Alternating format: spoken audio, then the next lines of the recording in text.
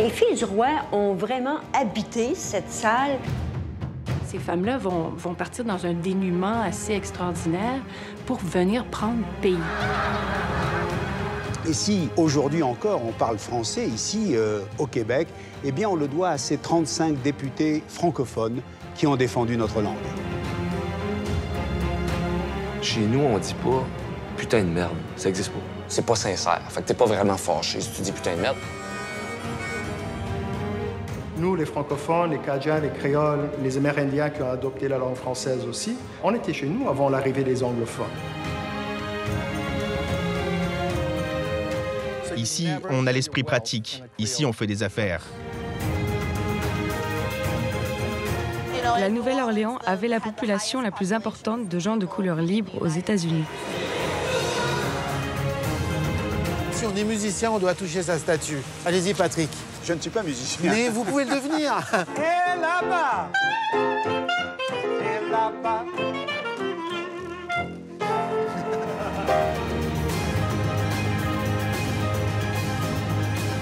Mon cœur d'enfant, là, je suis heureux au maximum.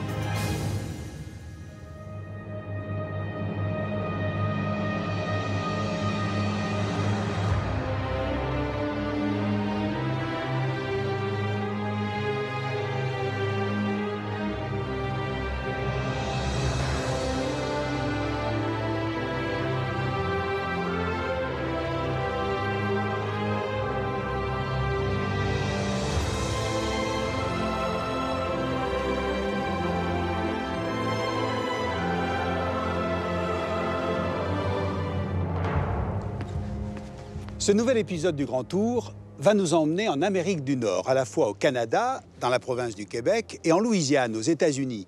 Un voyage qui va nous entraîner à l'époque où l'Amérique était française. Nous allons voir comment des explorateurs ont conquis au nom de la France ce territoire et comment ils l'ont peuplé, notamment avec les filles du roi. Alors si j'ai choisi de commencer ce numéro du Grand Tour au Mont-Saint-Michel, eh bien c'est parce que l'histoire débute ici, par une rencontre, celle de deux hommes, le roi François Ier et Jacques Cartier. Les deux hommes ont été réunis par le grand aumônier du roi, Jean le Veneur. Nous sommes le 8 mai 1532 et pendant la conversation qui se tient ici, eh bien, les deux hommes évoquent les affaires du monde, le commerce et notamment l'Amérique du Nord. Et à un moment donné, François Ier charge Jacques Cartier de trouver un passage dans ce nouveau territoire qui puisse mener à l'Asie. L'Asie, le pays de l'or et des épices. Et c'est ainsi que commence l'aventure des Français en Amérique du Nord, l'aventure de la Nouvelle-France.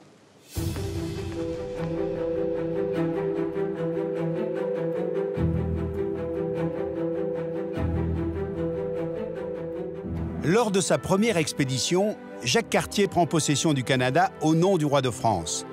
Mais les rigueurs de l'hiver et les attaques des Amérindiens le découragent. Après 3 voyages, il abandonne l'idée de fonder une colonie et rentre définitivement en France.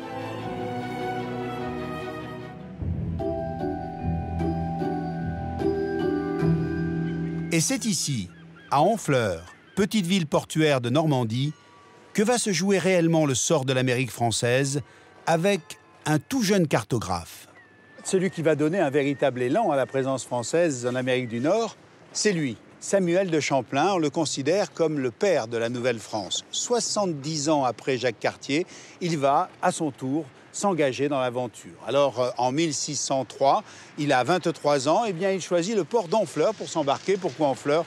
Eh bien, parce qu'à l'époque, c'est là que l'on trouve le plus grand nombre de marins au long cours. Sa mission, ça va être de peupler définitivement ce nouveau territoire. On part avec lui, direction Québec, Montréal, Tadoussac, première étape de cette Nouvelle-France.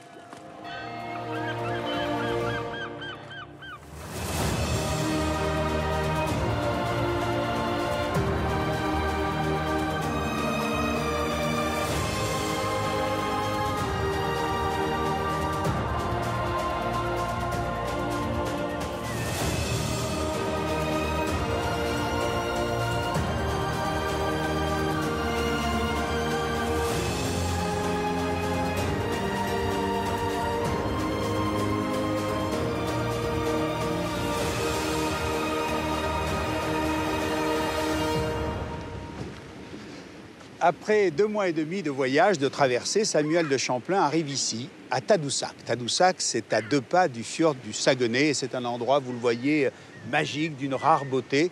Il est resté intact tel qu'il le découvre en mai 1603, en mai, c'est-à-dire avec quelques degrés de plus puisque nous sommes en hiver. Et avant d'installer une colonie ici, eh bien, Champlain va d'abord explorer le pays. Et il va être, comme ses prédécesseurs, subjugué par tant de beauté et surtout par les richesses naturelles de la région. Ici, avant lui, s'est installée une communauté de pêcheurs basques attirés par la pêche à la baleine. Alors, depuis, la chasse a disparu, mais les baleines sont toujours là.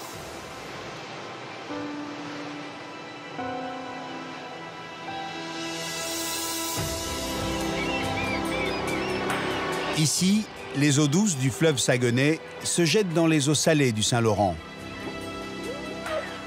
Depuis des siècles, l'endroit regorge de nourriture pour les mammifères marins.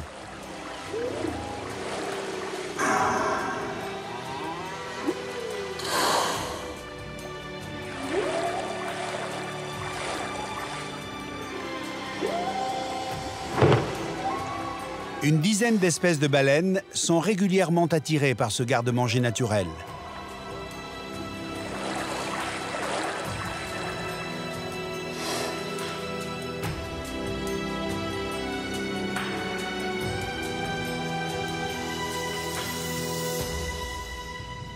Parmi elles, le beluga, une petite baleine blanche qui vit ici à l'année. Dès 1535, Jacques Cartier lui-même note que les Amérindiens le pêchent pour s'en nourrir, transformant ensuite la peau de ce mammifère en un cuir de qualité.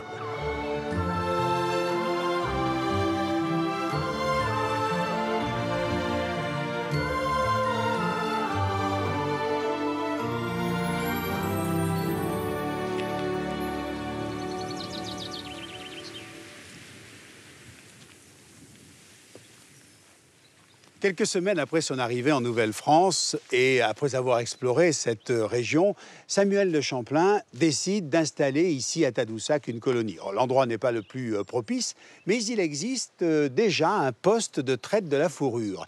Et Champlain a l'idée d'agréger cette colonie autour de cette activité. En effet, depuis un siècle, des Européens troquent de la fourrure avec des Amérindiens, fourrure qui va se vendre à prix d'or en France. Et contre de la peau de castor, eh bien, on échange des haches, des couteaux, des chaudrons en cuivre. Et c'est ce commerce qui va être le socle de l'économie et du développement de la Nouvelle-France.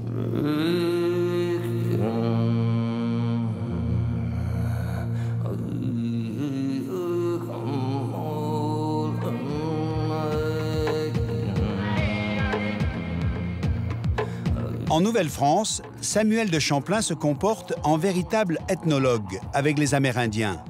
Il rencontre des Algonquins, des Montagnais et des Hurons. Certaines tribus sont nomades, d'autres sont sédentaires. Elles vivent dans ces maisons longues recouvertes d'écorce. Des fouilles entreprises sur ce site archéologique ont permis de reconstruire ce village à l'identique.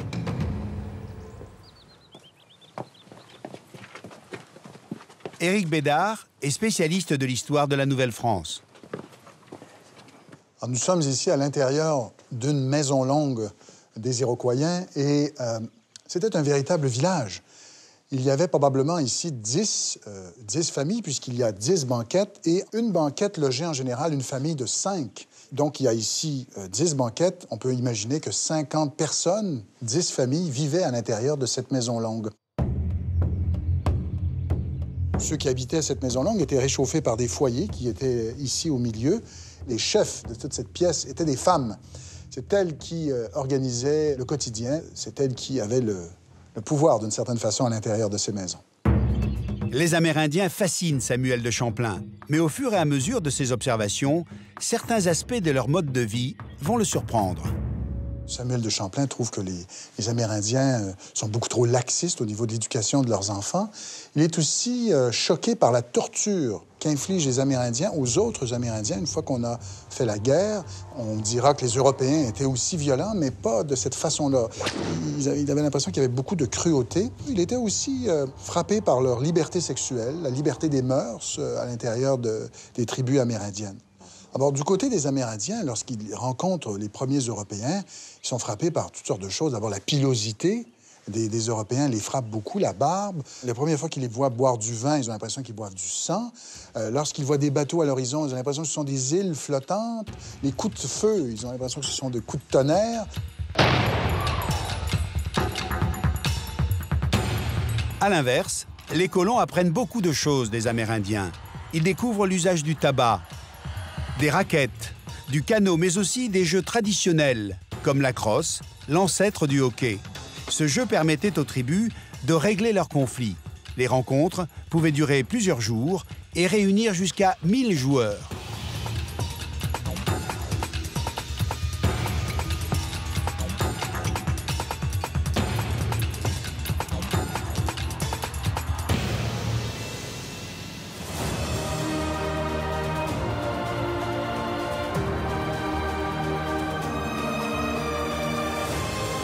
Nous partons à présent pour la ville de Québec.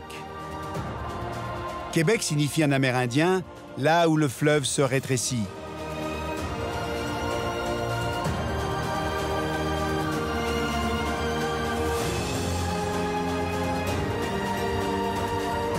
Du haut de sa falaise, la ville domine le Saint-Laurent.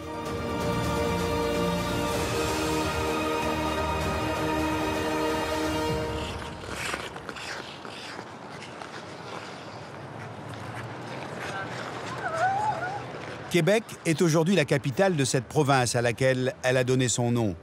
Presque totalement francophone, c'est ici que bat le cœur du Canada français. L'ambiance du vieux continent règne dans toutes ses rues.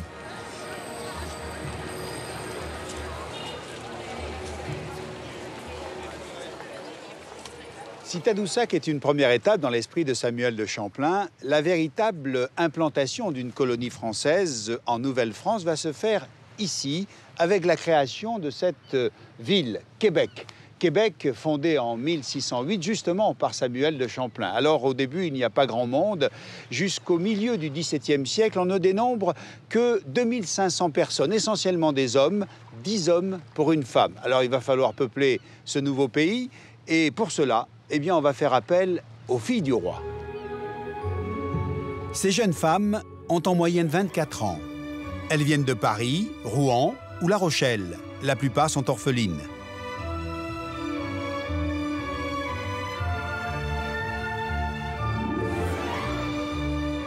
On les appelle les filles du roi, car Louis XIV les prend en charge financièrement de leur départ à leur installation en Nouvelle-France.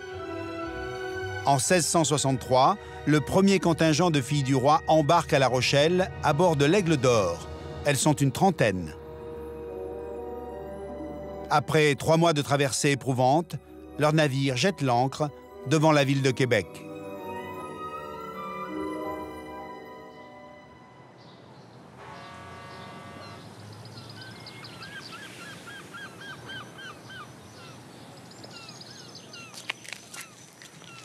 Quand les filles du roi débarquent du navire, elles viennent directement sur cette place. C'est la place royale ici à Québec. On voit d'ailleurs le buste du roi Louis XIV.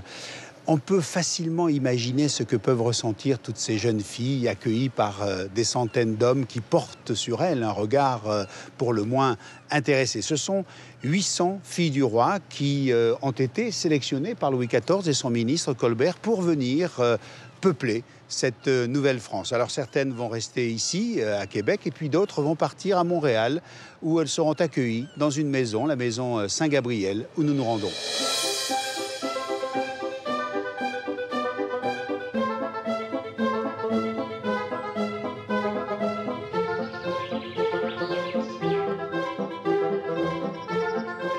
Au XVIIe siècle, cette petite ferme est achetée par sœur Marguerite Bourgeois. Originaire de Champagne, cette religieuse veut utiliser cette maison pour héberger les filles du roi.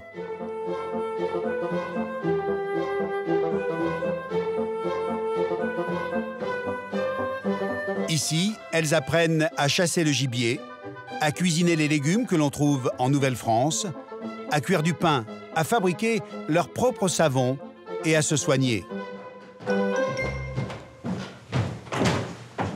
Sœur Madeleine Junot fait partie de la communauté fondée par Marguerite Bourgeois.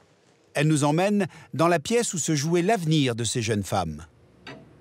Les filles du roi ont vraiment habité cette salle et moi, je dis toujours, on la surnomme l'agence matrimoniale du temps. Et c'est dans cette grande salle que les colons, les prétendants, venaient demander femme à Marguerite Bourgeoys. C'est ici que l'on se fréquentait, on parlait de la vieille France, on chantait les chants de La Rochelle. Alors c'est vraiment ici que les premières filles du roi ont connu leur homme. Ça se faisait vraiment comme ça. Les filles choisissaient leur mari, leur prétendant. Au cours de ces soirées, les filles du roi signent dans cette pièce un engagement avant le mariage. Certaines n'hésitent pas à choisir le meilleur parti. Dans une journée, la fille rencontre un premier prétendant, il y a un engagement. Probablement qu'elle en trouve un deuxième pas longtemps après dans la même journée et un troisième dans la même journée. Dans la même journée, il y a eu 3 contrats. Et le premier a intenté un procès parce qu'il avait perdu sa fille du roi. Ça, on a ça dans l'histoire, mais c'est arrivé une fois, là. La majorité des filles du roi se marient quelques semaines ou quelques mois à peine après leur arrivée en Nouvelle-France.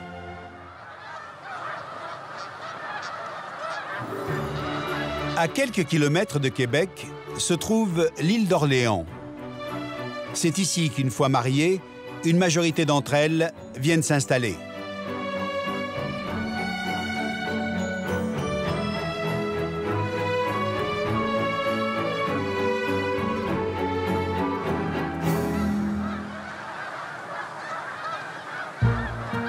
Cette île est considérée comme l'un des berceaux de l'Amérique française. Danielle Pinsonneau est la descendante d'une fille du roi, Marguerite Moitié, l'une des premières arrivées en Nouvelle-France il y a 350 ans. Eh bien, Marguerite, elle arrive ici. Elle est en barque, à rame, avec son mari, et à faveur de la marée haute, certainement, elle débarque ici. Donc, la voilà sur les galets, c'est sa terre. Pour elle, c'est la découverte. C'est l'espoir d'une vie meilleure qui la pousse à quitter La Rochelle pour la Nouvelle-France avec Catherine, sa petite sœur. Elle a 16 ans à peu près, sa petite sœur en a 14. Elles sont toutes seules depuis 8-10 mois à peu près. Leur père vient de décéder. Alors, les deux petites sœurs ont, compte tenu qu'elles étaient là, dans un couvent coincées, parce que si tu n'as plus de père, tu n'auras pas de dot, tu ne pourras pas te marier. Alors, où est l'avenir? Rester entre 4 murs toute ta vie quand tu as cet âge-là? Donc, les deux filles ont certainement considéré, Marguerite et Catherine, qu'elles avaient intérêt, puis elles étaient jeunes, elles avaient probablement le sens de l'aventure un peu. Alors, elles ont dit, on part.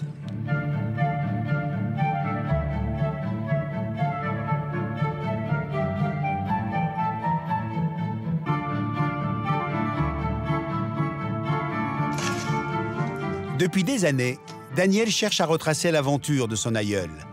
De retour chez elle, elle nous montre sur une carte de l'époque l'endroit où Marguerite va passer toute sa vie. C'est une carte de l'île d'Orléans qui a été faite à peu près 25 ans après l'arrivée des filles du roi, les premières, de 1663. Eh bien, Marguerite, elle s'installe ici. On leur concède une terre de ce côté-ci. Il y a de la forêt jusqu'au bord du fleuve. Donc, tout est à faire. Donc, on débarque. S'il n'y a aucune habitation qui a été commencée, bien là, c'est la grande urgence, parce que l'hiver est à nos portes. Alors, il fallait se dépêcher à commencer à couper des arbres, ébrancher.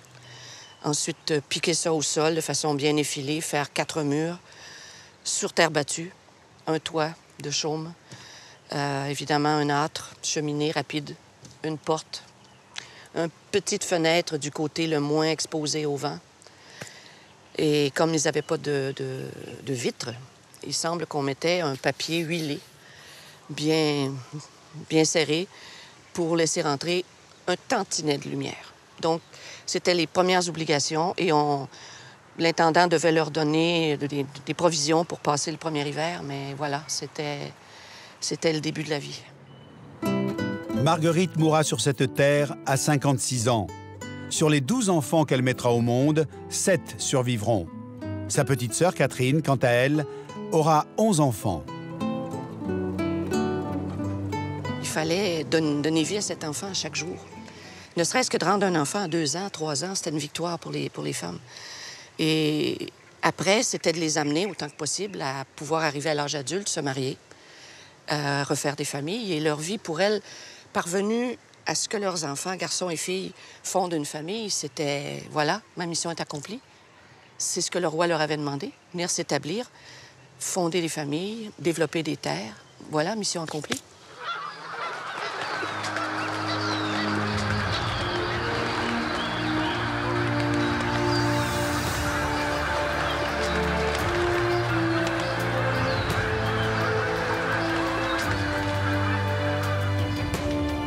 Les filles du roi croiseront la route d'autres femmes qui vont permettre à la colonie de se développer.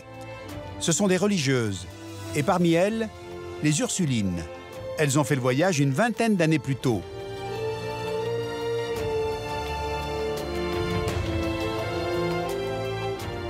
Depuis le XVIIe siècle, leur couvent est toujours situé en plein centre de la ville de Québec.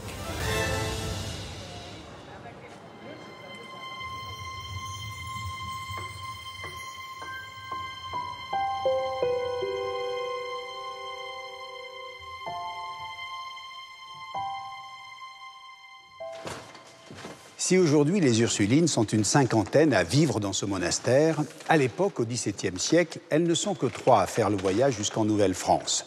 L'évangélisation des Amérindiens va se faire ici un peu sur le même principe qu'en Amérique latine avec les Espagnols. On va utiliser l'image et notamment la peinture. Il y a ici un tableau qui raconte cette histoire.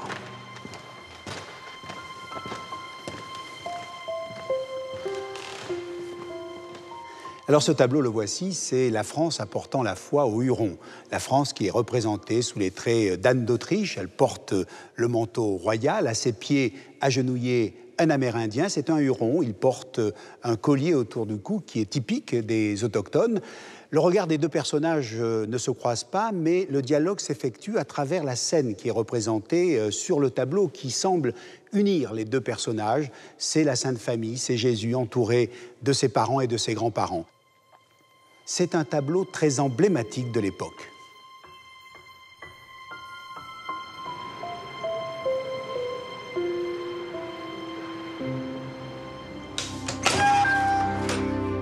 Dominique Deslandres est historienne. Elle nous ouvre la porte d'un des lieux les plus retirés du couvent. C'est dans ce grenier que les Ursulines entreposent leurs affaires personnelles depuis le XVIIe siècle. On voit ici les coffres des Ursulines qui contiennent leur vie avant d'entrer au couvent. Et donc, le coffre, c'est un peu le symbole de la civilisation qu'on apporte avec soi. C'est tout ce qu'on apporte de France qui va nous servir à survivre en Nouvelle-France. Et je fais souvent l'analogie pour ces traversées-là avec des voyages interplanétaires, par exemple. Aujourd'hui, on partirait sur Mars, bien, qu'est-ce qu'on apporterait avec soi dans son coffre? Puis on ne peut pas apporter beaucoup de choses parce que c'est petit, le vaisseau est petit. Donc, ces femmes-là vont partir dans un dénuement assez extraordinaire pour venir prendre pays. Les Ursulines ont pour mission d'instruire les petites Amérindiennes et d'en faire des chrétiennes.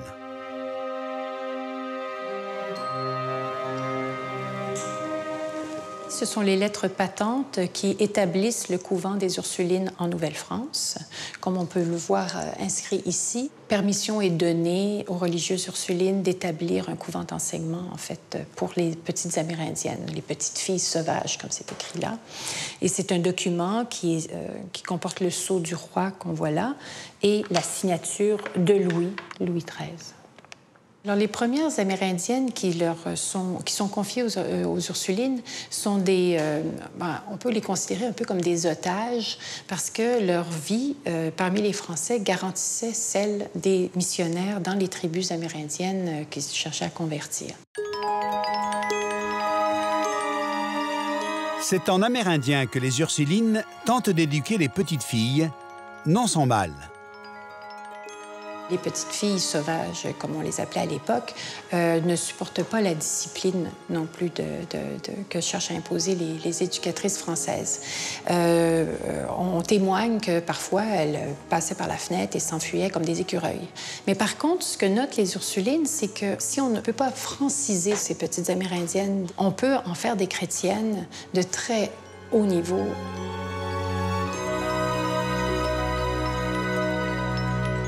15 ans plus tard, les Ursulines font un premier bilan de leur action.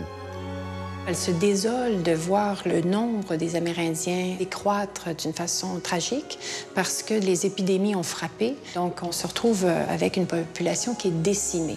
À la fin du 17e siècle, les Ursulines n'ont plus d'élèves amérindiennes.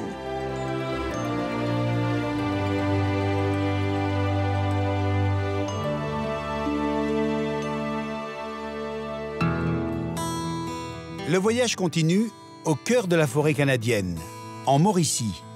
Pour développer le commerce de la fourrure, certains colons vont apprendre à chasser le castor.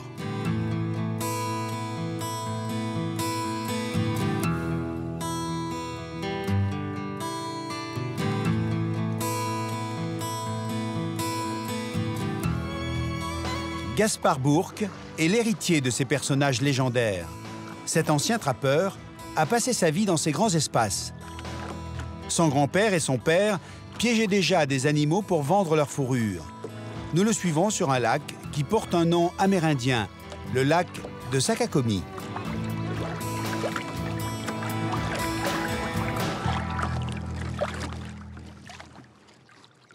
Sakakomi, c'est une plante qui est alentour du lac. On l'appelle le Sa'aimen en Damedaki. Et c'est tout simplement, on l'appelle aussi le raisin d'ours, pour les ours. Les ours aiment ça. Et on mélangeait la feuille verte au tabac. Les arrivants, les premiers colons, les Français au niveau de la colonie, à ce moment-là, mélangeaient ça au tabac pour que ce soit plus doux à inhaler.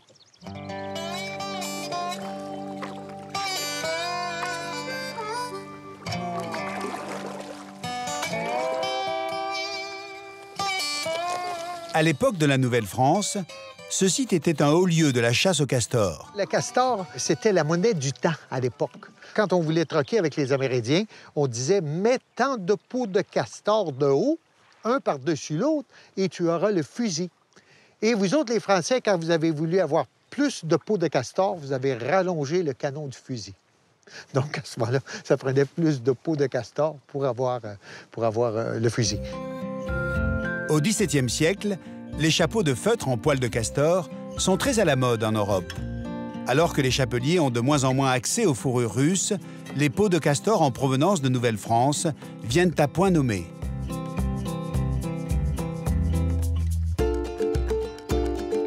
Aujourd'hui, les castors ne sont plus chassés autour de ce lac.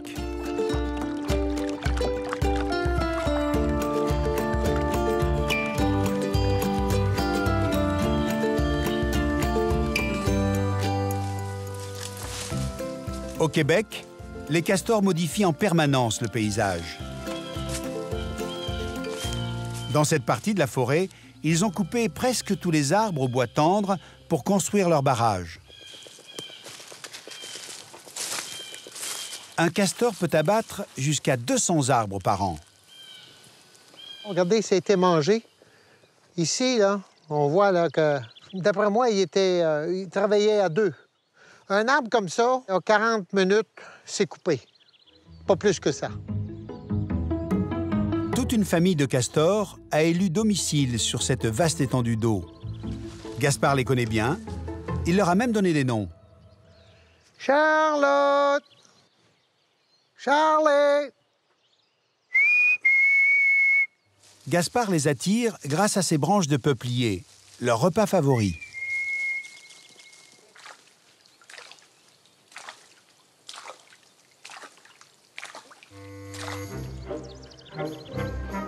Hey, Charlotte. Yeah. Charlotte.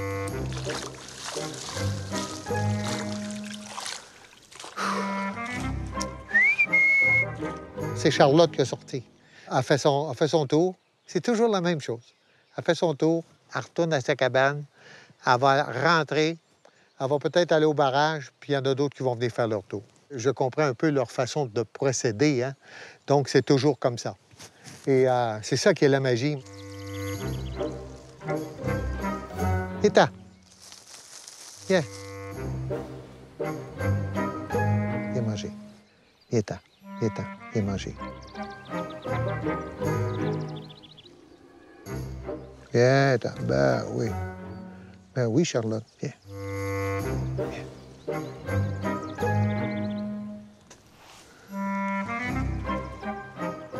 L'ancien trappeur a presque réussi à les apprivoiser.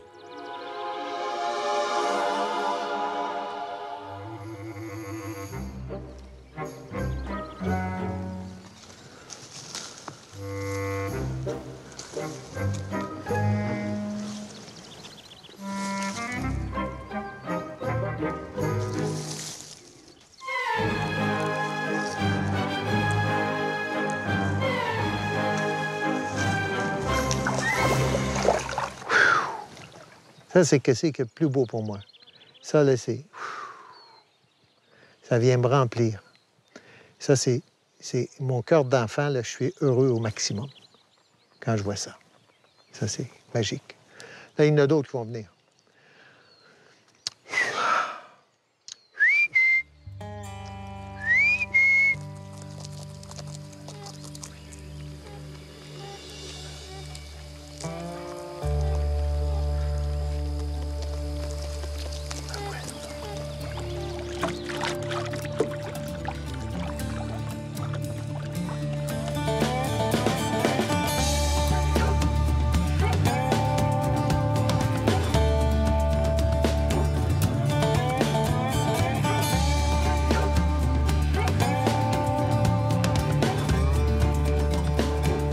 Retour à Québec.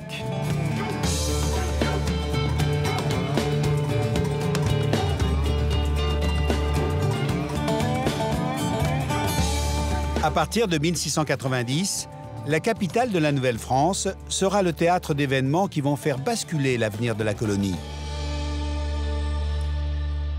À Québec, il y a un autre personnage très important dont le nom a traversé les siècles. Il s'agit de Louis de Buade, autrement dit le comte de Frontenac. Il a été gouverneur pendant 20 ans de la Nouvelle-France et il est si célèbre que le plus grand hôtel de la ville porte son nom.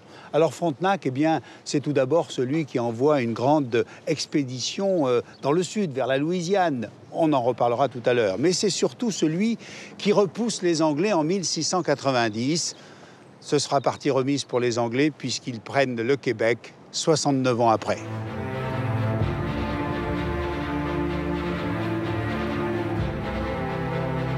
Face aux menaces de l'invasion britannique, le comte de Frontenac fait bâtir une première fortification. D'autres sont construites au fil des siècles. Québec est la seule ville d'Amérique du Nord à avoir conservé ses remparts. Elle est à ce titre classée au patrimoine mondial de l'UNESCO.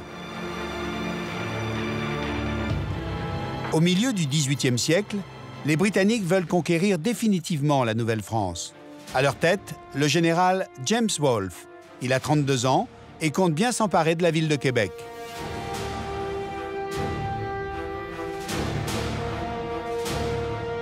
Durant l'été 1759, les Anglais mettent vraiment le paquet pour prendre Québec. Ils vont mobiliser près de 40 000 hommes, des soldats anglais, des miliciens américains. Ils vont arriver à la fin juin. Et, malchance, les plages sur lesquelles ils croyaient débarquer, elles sont toutes fortifiées par les Français et les Canadiens. Il n'y a rien à faire. Donc, durant tout l'été, ils vont tenter de débarquer plus à l'est, plus à l'ouest, avec beaucoup de difficultés. Ils vont bombarder Québec. Près de 13 000 boulets ont été retrouvés, ou enfin, on estime qu'ils ont été lancés sur Québec, les populations civiles. Et en désespoir de cause, durant la nuit du 12 au 13 septembre, juste ici, sur une falaise très escarpée, Wolfe, le général Wolfe anglais, va monter ses troupes jusqu'aux plaines d'Abraham où aura lieu l'affrontement fatidique. Et les troupes françaises sont formées de Canadiens, d'Amérindiens et donc de l'armée régulière française. Ce qu'on sait, c'est qu'à la première salve des Anglais, il y aura une grande confusion du côté des Français et des Canadiens. Les Canadiens ne sont pas des militaires professionnels, donc certains vont aller se cacher. Ça va créer une sorte d'effet psychologique très fort. Et de sorte que en près de 30 minutes, en près d'une demi-heure, il y aura un repli déjà des troupes franco-canadiennes derrière les murs de Québec et la partie est presque jouée. Au cours de cet affrontement, le général français Montcalm trouve la mort. Et après la ville de Québec, c'est toute la Nouvelle-France qui tombe définitivement aux mains des Anglais.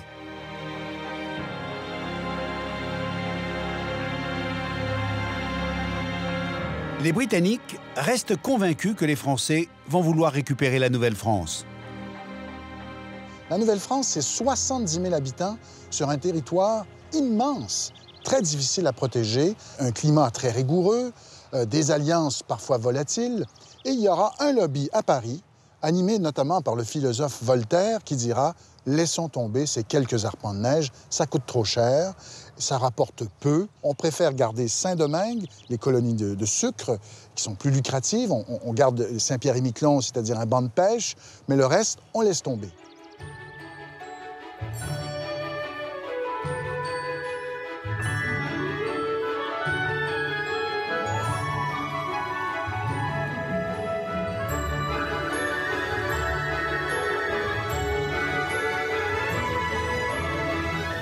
Édifié à la fin du 19e siècle, l'hôtel du Parlement à Québec permet aux habitants de se souvenir de leur histoire et de leurs origines françaises.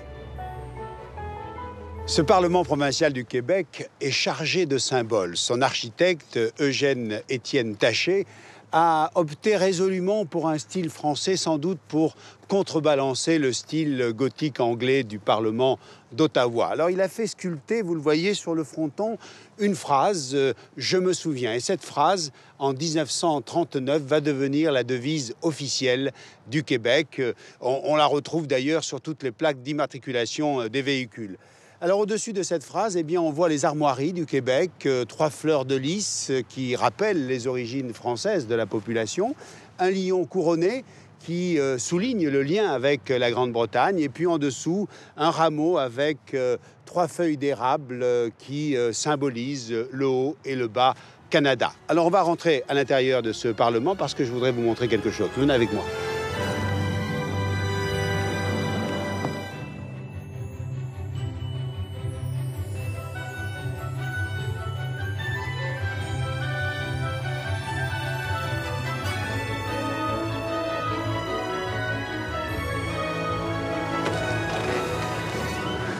Cette salle s'appelle le Salon Bleu. Sa configuration, la disposition des sièges qui se font face, d'un côté le gouvernement avec sa majorité, de l'autre l'opposition, n'est pas sans rappeler la Chambre des communes du palais de Westminster.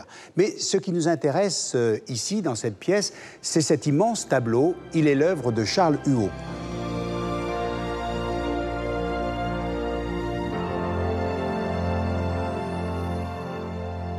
Le tableau s'intitule « Le débat des langues ». Il représente une des toutes premières séances de ce Parlement en janvier 1793. Alors, le Québec est devenu une colonie britannique, il faut donc lui choisir une langue. Est-ce que ce sera le français, l'anglais ou les deux à la fois? Le débat est intense, houleux, on le voit d'ailleurs avec cette chaise renversée. Celui qui a mis le feu aux poudres, c'est cet homme, c'est ce député britannique, il s'appelle John Richardson. On le voit ici de profil, appuyé sur sa canne.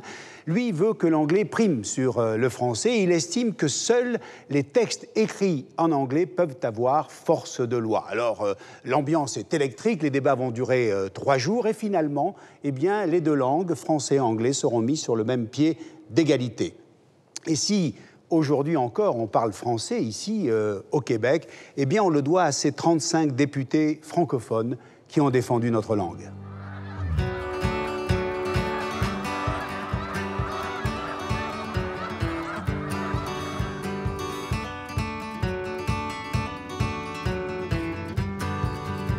Nous remontons à présent le Saint-Laurent sur plus de 250 km, direction Montréal. La ville doit son nom à la montagne qui la surplombe, le Mont-Royal. Montréal est la capitale économique du Québec. Elle compte plus de 1,5 million d'habitants.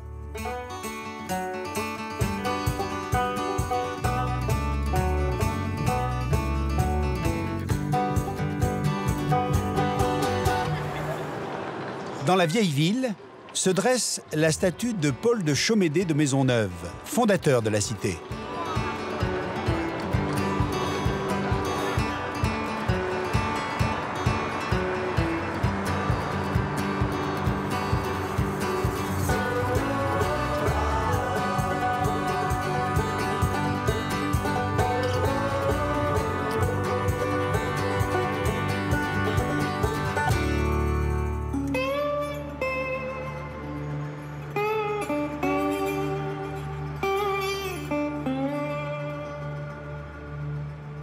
Montréal est aujourd'hui la plus grande ville francophone hors de France.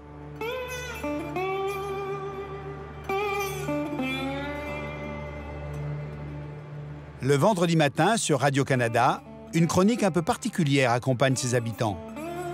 6h47. C'est le temps de parler de la langue française, qu'on aime tant.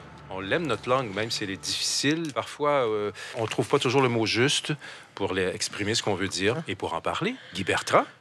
Bonjour. Bonjour, Guy. Je suis tellement d'accord avec tout ce que vous venez de dire. Ça va bien? Ben oui, ça va bien. Vous en avez entendu des choses cette semaine qui ne se disent pas. Ben oui, non, vous allez voir. Ce matin, Guy Bertrand est en duplex avec l'un de ses auditeurs. Il se passionne pour la langue québécoise.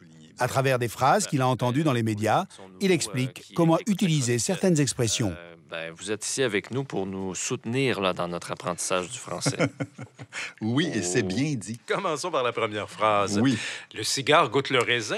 Là, il n'y a pas de faute. On est dans les archaïsmes, si on veut, ici, parce que l'expression... je vous en donne un certain nombre d'expressions qui se ressemblent. Goûter bon, goûter mauvais, goûter le brûlé, goûter le raisin, goûter le moisi. Tout ça, en Europe, en France particulièrement, on ne le dit presque plus. Ça s'utilise encore dans certaines régions de Belgique, semble-t-il, et au Canada français, ça s'utilise abondamment. On n'est pas obligé de changer notre façon de faire, sauf que c'est important de savoir que si on va ailleurs, c'est possible qu'on ne nous comprenne pas. On va deviner ce qu'on veut dire, mais on va peut-être trouver ça pittoresque, disons ça comme ça. Donc, on pouvait dire le cigare goûte le raisin, mais on pouvait aussi dire le cigare a un goût de raisin. Au Québec, les gens parlent un français qui s'apparente un peu au français du 17e siècle en France. Ce qu'on m'avait raconté à propos du « toué » et du « moué » qui ne se dit plus en France, ou presque plus, c'est qu'à la Révolution française, les gens qui disaient « toué » et « moué » c'était les gens, les nobles, et les gens qui étaient près du roi, qui, lui, disait « moué », le roué, c'est « moué ». Et les gens qui étaient un petit peu plus pauvres et qui étaient moins instruits disaient « toi et moi ». Alors, quand on s'est mis à couper la tête des nobles, bien, ça faisait mieux, c'était mieux de dire « toi et moi » que de dire « toi et moi », parce qu'on risquait moins de se faire couper la tête. C'est ce qu'on m'avait raconté comme anecdote. Mais ici, on n'a jamais eu ce problème-là. On a conservé ce français-là et, évidemment, comme vous avez évolué de votre côté, nous avons évolué du nôtre et l'évolution était légèrement différente puisqu'on n'avait pas beaucoup de contacts.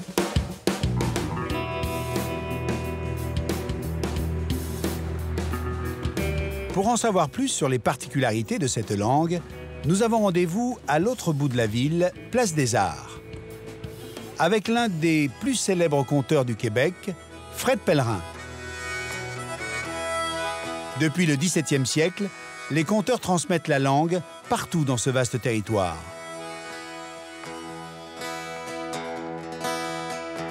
On est au commencement du monde, le rideau s'ouvre sur la terre.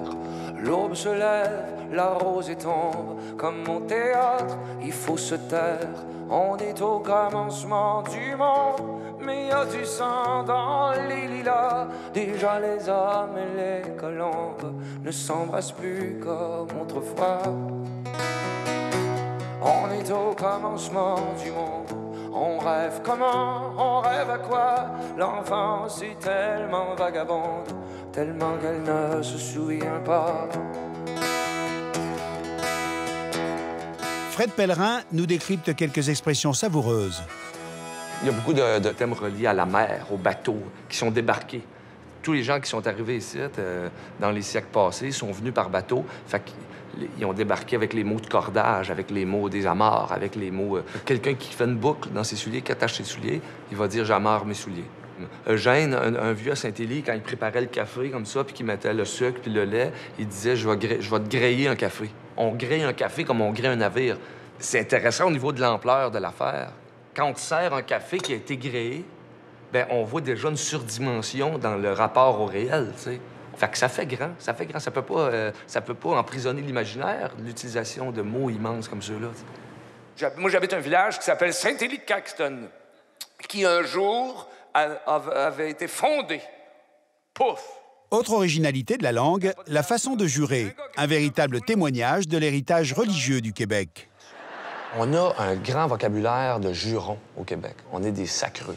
Chez nous, on dit pas « putain de merde ». Ça n'existe pas. C'est pas sincère. Fait que t'es pas vraiment fâché si tu dis « putain de merde ». D'ailleurs, l'industrie du doublage pour les films est très puissante en France, ce qui fait qu'on reçoit beaucoup de films doublés chez vous. Fait que chez nous, Arnold Schwarzenegger, il dit « putain ».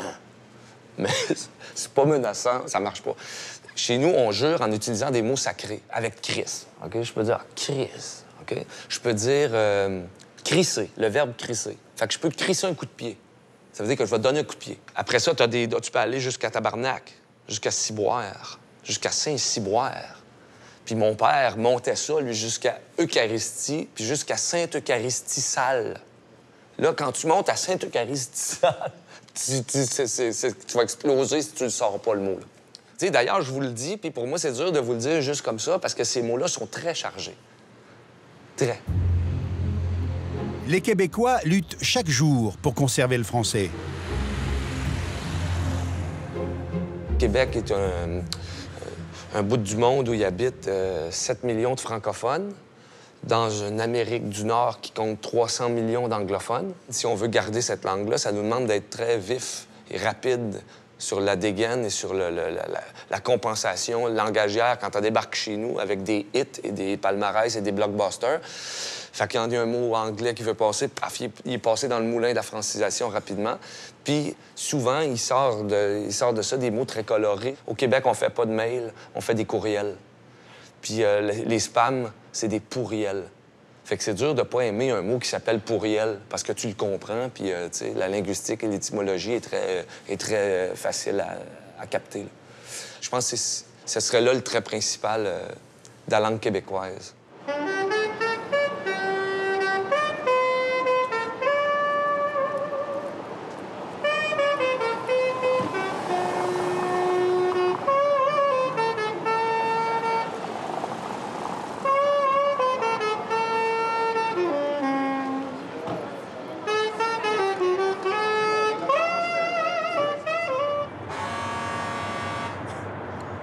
Alors, comme pourrait le dire Fred Pellerin, on va à présent se crinquer la remembrance. Autrement dit, faire un léger retour en arrière et retrouver un de nos personnages, le comte de Frontenac. Vous savez, je vous disais il y a un instant qu'il avait envoyé une première grande expédition dans le Sud. Eh bien, à la tête de cette expédition, on va trouver un certain René Robert Cavelier de la Salle. Et c'est lui qui est chargé par Frontenac d'établir un certain nombre de fortins pour protéger la future voie commerciale de la fourrure vers le Sud.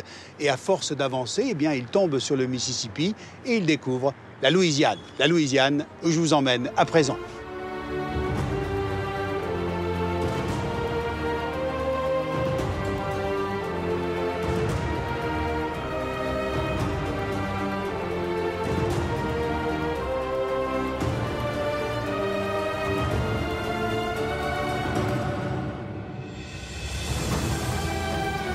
René Robert Cavelier de la Salle et ses hommes descendent le Mississippi et parcourent plus de 3000 km en pirogue. À bord se trouve une quarantaine d'hommes, des Français mais aussi des Indiens.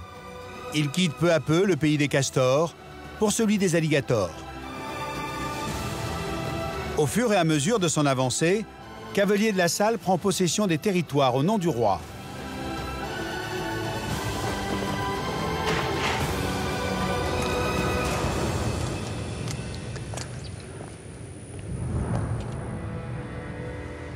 Après 2 mois et demi de voyage, en avril 1682, René Robert Cavelier de la Salle et ses hommes atteignent le delta du Mississippi. On raconte qu'il aurait décrété avoir trouvé l'embouchure du Mississippi uniquement en trempant son doigt dans l'eau du fleuve. Elle était salée. Alors Cavelier de la Salle met pied à terre.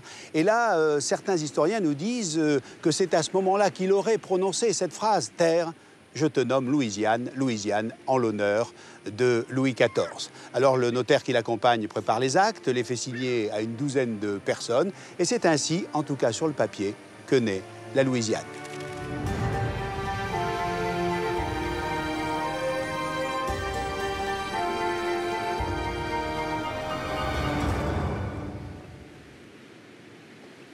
Cet obélisque rend hommage à Cavelier de la Salle. On voit l'explorateur ici tenant entre ses mains l'acte de possession de la Louisiane.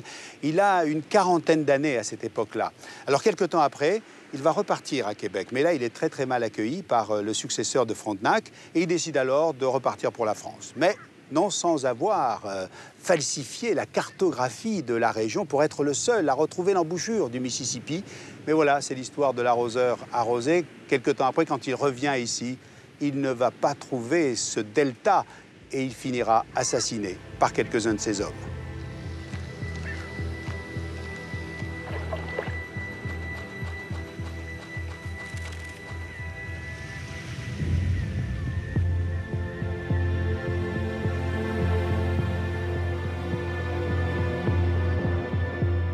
Il y a un lieu unique aux États-Unis où l'on parle encore notre langue, et cela près de 3 siècles après l'arrivée de Cavelier de la Salle.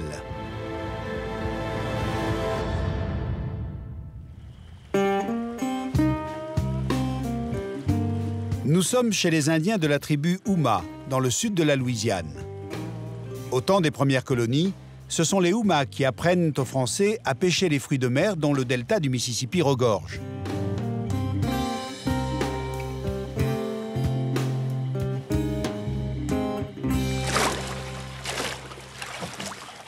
C'est gros, man. Oui, il est bel crabe. Bel crabe. J'ai mis la cage hier. Hier? All right. Et okay. C'est des appâts.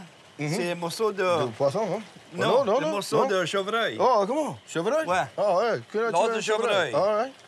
Les os de chevreuil. Regarde, ça mange tout ça. Et tu vois, c'est pas juste moi qui mange le chevreuil. Mais c'est le crabe aussi qui mange le chevreuil. Et nous autres, on va manger la crabe. On va manger la crabe. Ça veut dire... On a deux goûts. Les crabes et les chevreuils.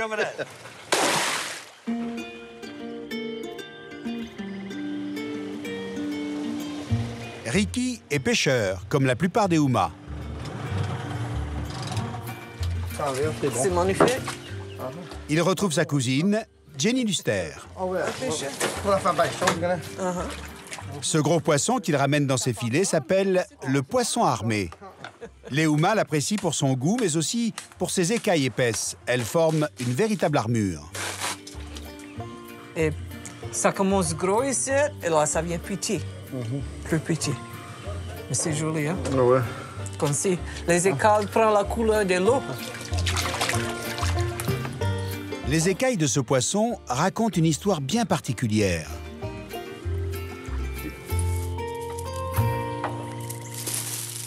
Et si vous regardez bien, vous pouvez voir l'Indien sur l'école. Ça ici, ça serait les plumes, ici. Ça ici, c'est sa figure. Vous pouvez voir son nez, son cou, son menton. C'était tellement important pour le monde indien. Les petits comme ça étaient usés pour faire des boutons pour le linge.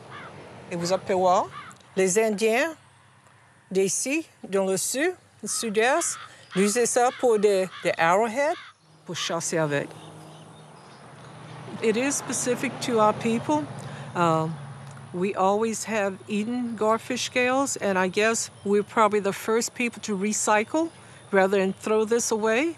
We could see a lot of uses, so it's fascinating to work with the garfish scales. Les Houma se battent depuis toujours pour la reconnaissance de leur identité. Au sein de cette tribu, la transmission est essentielle.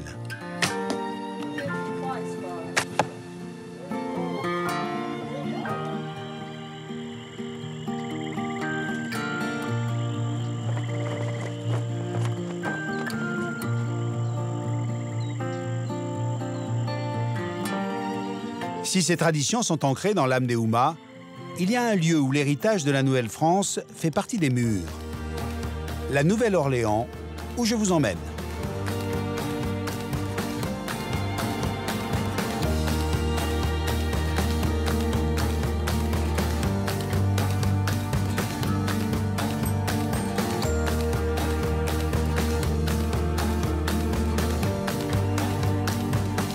En 1718, Jean-Baptiste Lemoine de Bienville fonde la Nouvelle-Orléans. La ville est baptisée ainsi en hommage au régent le duc Philippe d'Orléans. Son emplacement est stratégique. Il permet aux colons de surveiller le trafic des bateaux. Avec ses 20 km de quais, c'est l'un des principaux ports des États-Unis.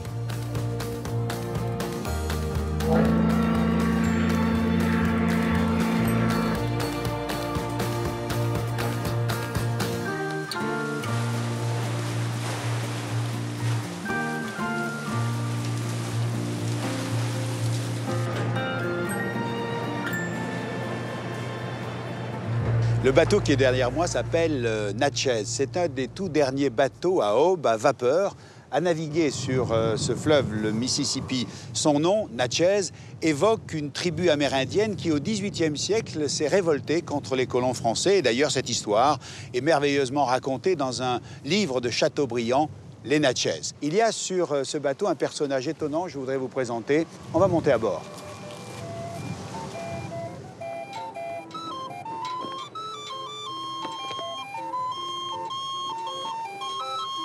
Debbie Fagnano joue de cet instrument depuis 24 ans. Ce son particulier fait partie du paysage musical de la Nouvelle-Orléans.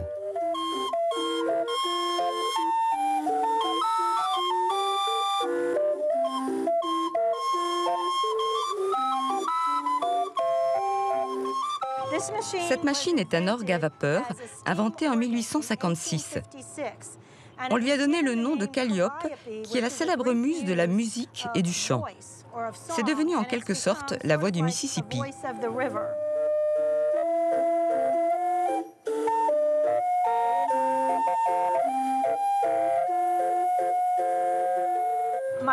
Une de mes chansons françaises préférées, c'est cette petite valse « Plaisir d'amour », une chanson d'amour. Et bien sûr, l'hymne national français. J'adore jouer ce morceau. Il est tellement plein de vie.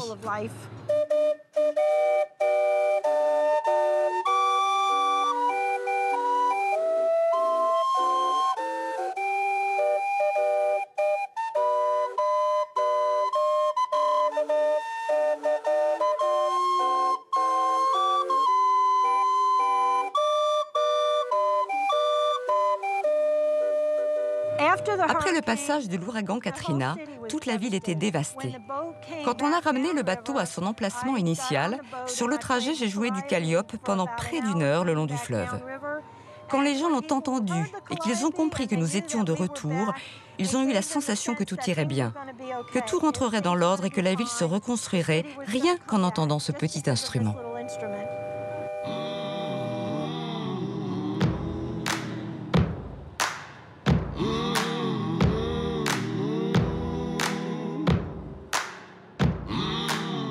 À quelques pas du Mississippi se trouve le Vieux Carré, le quartier historique de la Nouvelle-Orléans.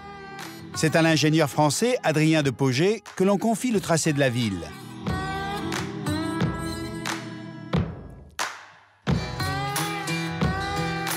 On surnomme encore ce quartier le French Quarter, même si la plupart des maisons ont été reconstruites par les Espagnols.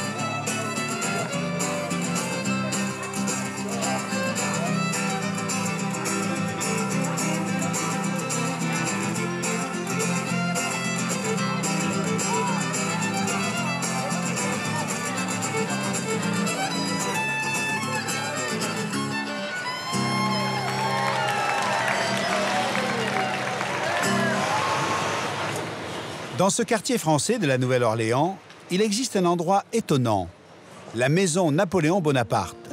C'est aujourd'hui un bar entièrement dédié à l'empereur français.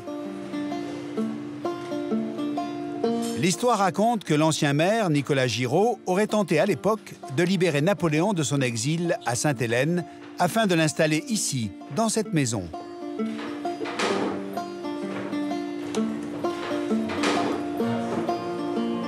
Muchas gracias.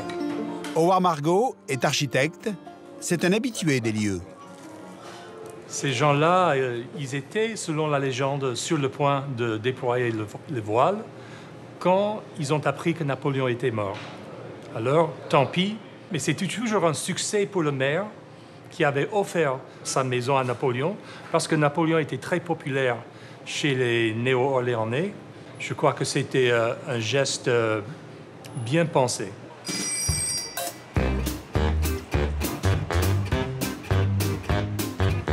À l'image de Nicolas Giraud, beaucoup de colons français sont venus tenter leur chance dans le Nouveau Monde au cours du XVIIIe siècle. Ceux qui réussissaient se faisaient construire des résidences comme celle que l'on surnomme Madame John's Legacy. Elle est l'un des rares exemples du style colonial français dans le Vieux-Carré. Howard connaît bien cette maison. C'est dans une demeure comme celle-ci que son aïeul s'est installé. Les colons français qui sont venus à la Nouvelle-Orléans étaient principalement des militaires, des aventuriers, mais aussi des forçats, des prostituées, ainsi que des faussaires que l'on appelait des faussonniers.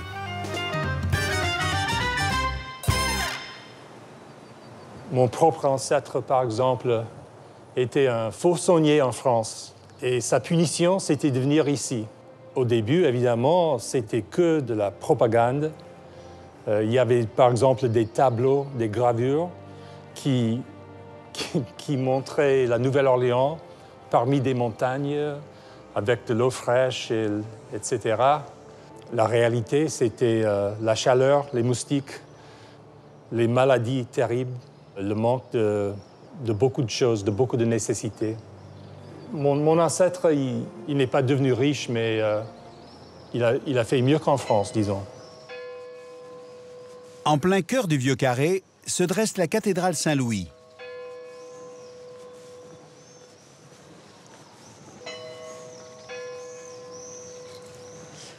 Saint-Louis est la cathédrale la plus ancienne des États-Unis. Elle a été construite au XVIIIe siècle, c'est-à-dire au moment de la naissance du Vieux-Carré. Alors ce bâtiment n'est pas d'origine puisqu'il a été reconstruit plusieurs fois après différents incendies, mais il abrite aujourd'hui une grande collection de drapeaux qui résume l'histoire de la Louisiane. Venez avec moi.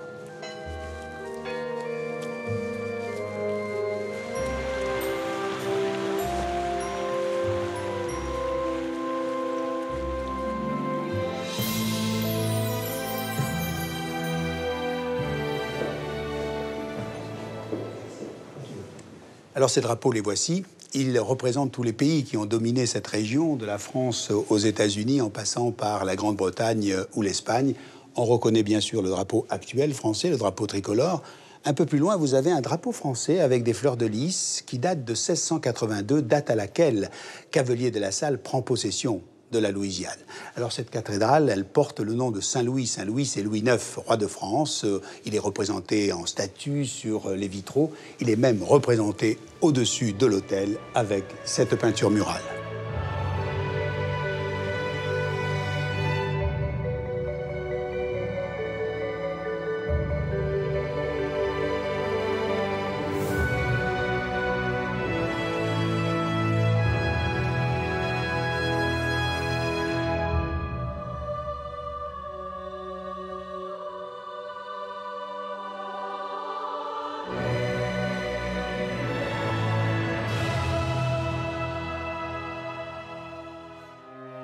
À quelques rues de la cathédrale Saint-Louis, dans le quartier du Trémé, se trouve une église unique, l'église Sainte-Augustine.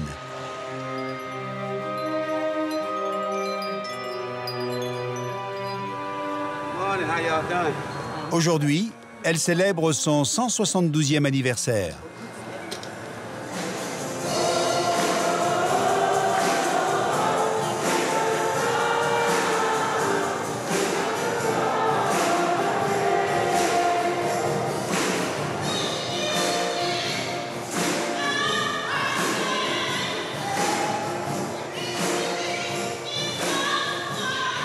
Cette église a été construite en 1841 par des gens de couleur libre.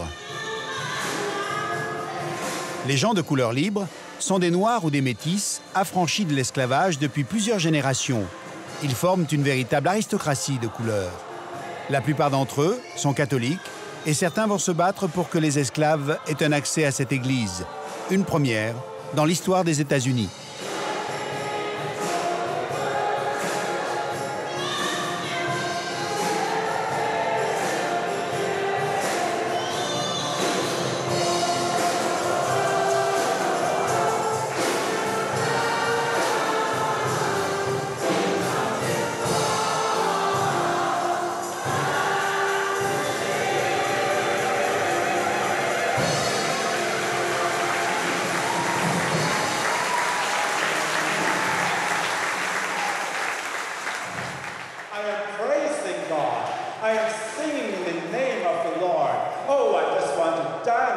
Jesus. I want to do a special dance for Jesus. I just want to sing and praise Jesus. So let us continue to pray. Let us continue to celebrate in the name of Jesus, in the name of the Son, in the name of the Father, in the name of the Holy Spirit. Hallelujah. Hallelujah. Hallelujah. Praise the Lord. Praise the Lord.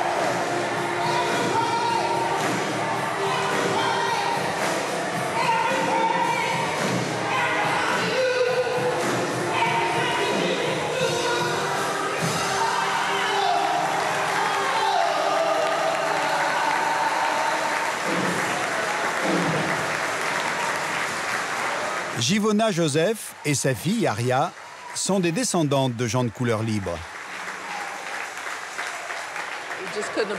On ne pouvait pas choisir meilleur jour pour venir ici.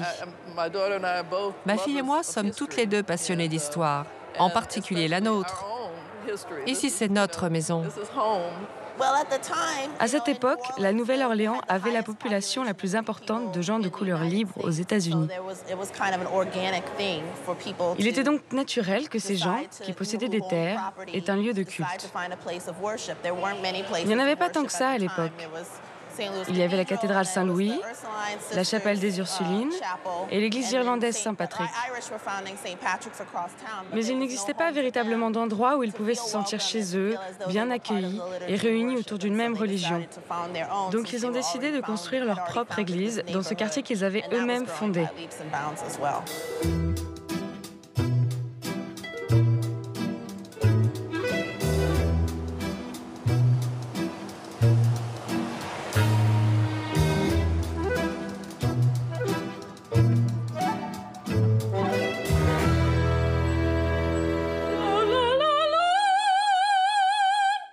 Nous retrouvons Givonna Joseph chez elle.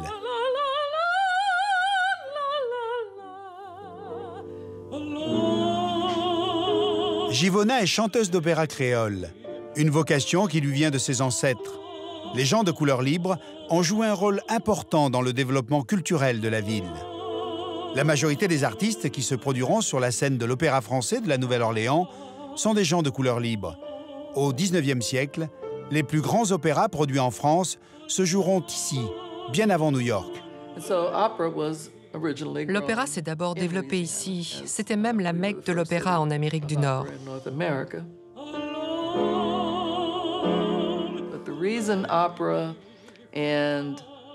Toute cette culture de l'opéra, des bals, est arrivée à la Nouvelle-Orléans tout simplement parce que c'était un endroit très inhospitalier. Alors il fallait qu'on trouve un divertissement qui passionnerait les gens et qui leur donnerait le sentiment qu'ils avaient de la chance de vivre dans un endroit comme celui-ci. La tradition française voulait que les esclaves ne travaillent pas le dimanche. Mais s'ils avaient des compétences particulières, ils pouvaient louer leur propre service le dimanche. Ils gagnaient donc de l'argent pour acheter leur liberté et aussi pour se payer un ticket pour l'opéra. Donc ça a sauvé la Nouvelle-Orléans parce que sinon, les gens seraient partis, tout simplement. En 1865, la fin de la guerre de sécession aux États-Unis marque l'abolition de l'esclavage. La ségrégation s'installe ensuite. les gens de couleur libre perdent certains de leurs privilèges, dont celui d'assister à l'opéra. On raconte même qu'un certain Louis Armstrong, lorsqu'il était enfant, essayait par tous les moyens d'y entrer pour écouter cette musique qui le fascinait tant.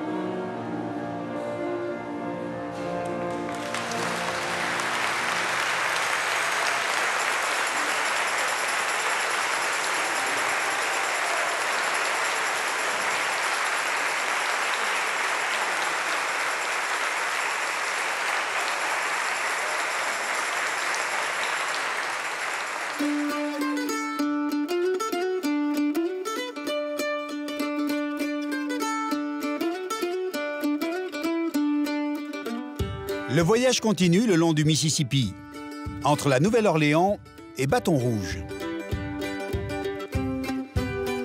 C'est sur les rives de ce fleuve mythique que les colons français, que l'on surnomme les créoles, installent leurs plantations voilà 2 siècles et demi. Plusieurs milliers d'Africains y seront envoyés pour servir de main-d'œuvre dans les champs de coton et de canne à sucre.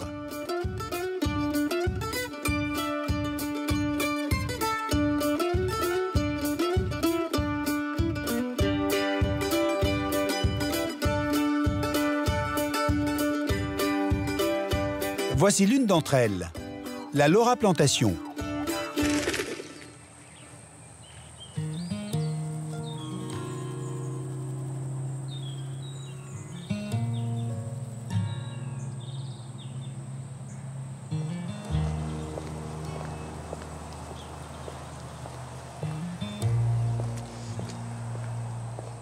La Laura Plantation est une des toutes dernières plantations créoles françaises que l'on trouve en Louisiane. Après avoir été abandonnée, elle a été entièrement restaurée et elle a retrouvé son allure d'origine. Elle date de 1804.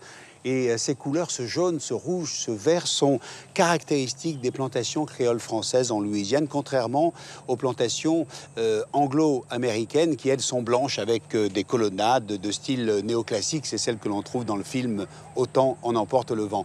On va pénétrer à l'intérieur.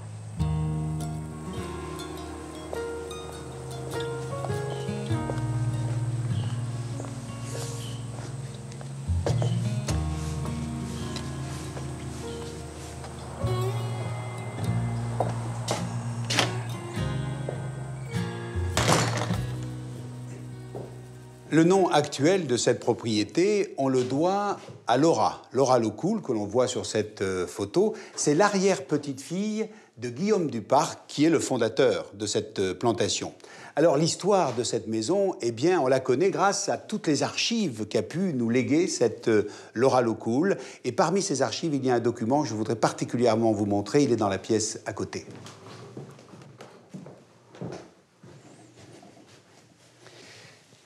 Ce document, le voici, c'est la copie d'une page de registre sur lequel on notait tous les esclaves, à la fois leur prénom, leur âge, leur origine et surtout leurs qualités et leurs défauts. Par exemple, vous avez ici un certain Jean-Pierre, il était âgé de 25 ans, Bon sujet et adroit, nous dit-on. Il était estimé à 1500 piastres. En revanche, un peu plus bas, nous avons un certain Smarta ou Smart de la tribu Minan. Il est âgé de 20 ans. Lui, en revanche, il est lunatique et surtout, il ne parle pas bien français. Il n'est estimé qu'à 250 piastres. Et ainsi, chaque année, eh bien, tous ces esclaves étaient évalués à la hausse ou à la baisse.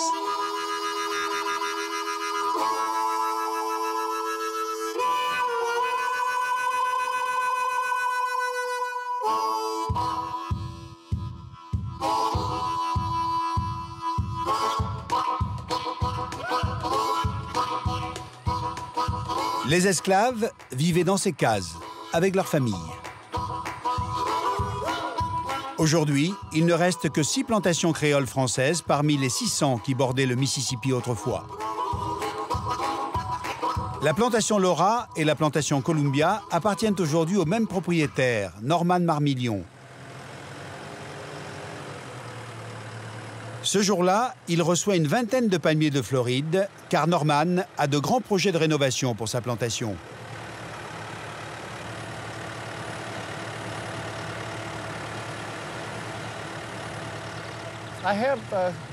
Cela fait 20 ans que je veux créer un jardin qui évoquerait la vie en Louisiane au temps des premières colonies, dans toute sa diversité, avec les Français, les Allemands, les Espagnols, les Amérindiens, les esclaves africains. L'importance d'une propriété en Louisiane se repère à ses palmiers. Si elle en a, c'est qu'il y a là un vrai patrimoine, une vraie histoire derrière. Donc c'est loin d'être anodin dans notre culture. Mais le véritable emblème des plantations de Louisiane, c'est le chêne. Lorsque les Européens sont arrivés en Louisiane, les Indiens leur ont dit « On construit une maison là où le chêne vert pousse ». Cela veut dire qu'il n'y a jamais d'inondation. Ce n'est pas par hasard si Norman a planté 13 chênes. 13, ça paraît un drôle de chiffre, mais ma famille est dans la région depuis 13 générations. D'ailleurs, l'un d'entre eux représente ma fille, la 13e génération. Norman rénove Columbia à l'ancienne, en utilisant les matériaux d'origine. Laissez-moi vous montrer ces murs incroyables. Jusqu'au 19e siècle, ils étaient fabriqués par les esclaves qui sont venus du Sénégal en Louisiane dans les années 1720. Pour désigner ce type de structure en Louisiane, on utilise encore les termes français. Briquette entre poteaux ou encore colombage. À l'époque, toutes les grandes demeures de Louisiane, comme celle-ci, étaient faites de colombage. En fait, tous ces types d'architecture viennent d'Afrique de l'Ouest, où les Français possédaient des entreprises.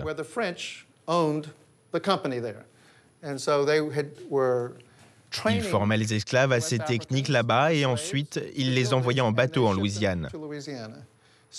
Aujourd'hui, quand vous visitez de vieilles maisons au Sénégal, à Dakar ou Saint-Louis, voilà ce que vous voyez. C'est exactement la même chose. La grande fierté de Norman, ce sont ses cheminées.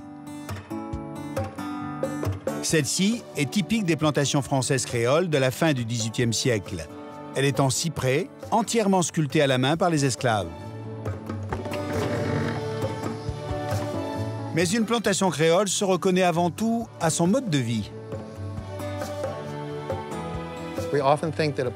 On voit souvent les plantations comme des endroits sublimes et élégants, mais pas les plantations créoles comme celle-ci.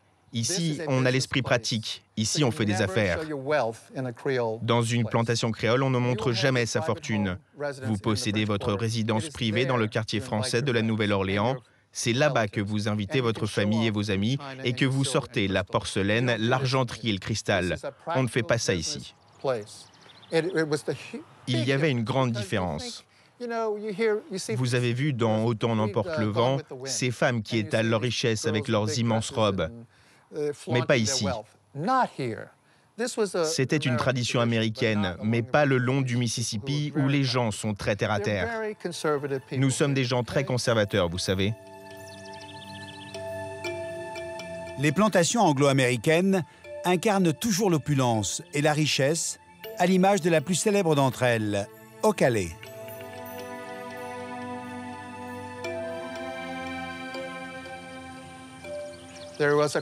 Nous avions notre propre culture, notre musique, notre littérature, notre architecture que vous voyez là, notre mode de vie, notre économie, notre façon de faire du business. C'était différent des Américains. On ne s'est jamais vraiment mélangé jusqu'au milieu du XXe siècle.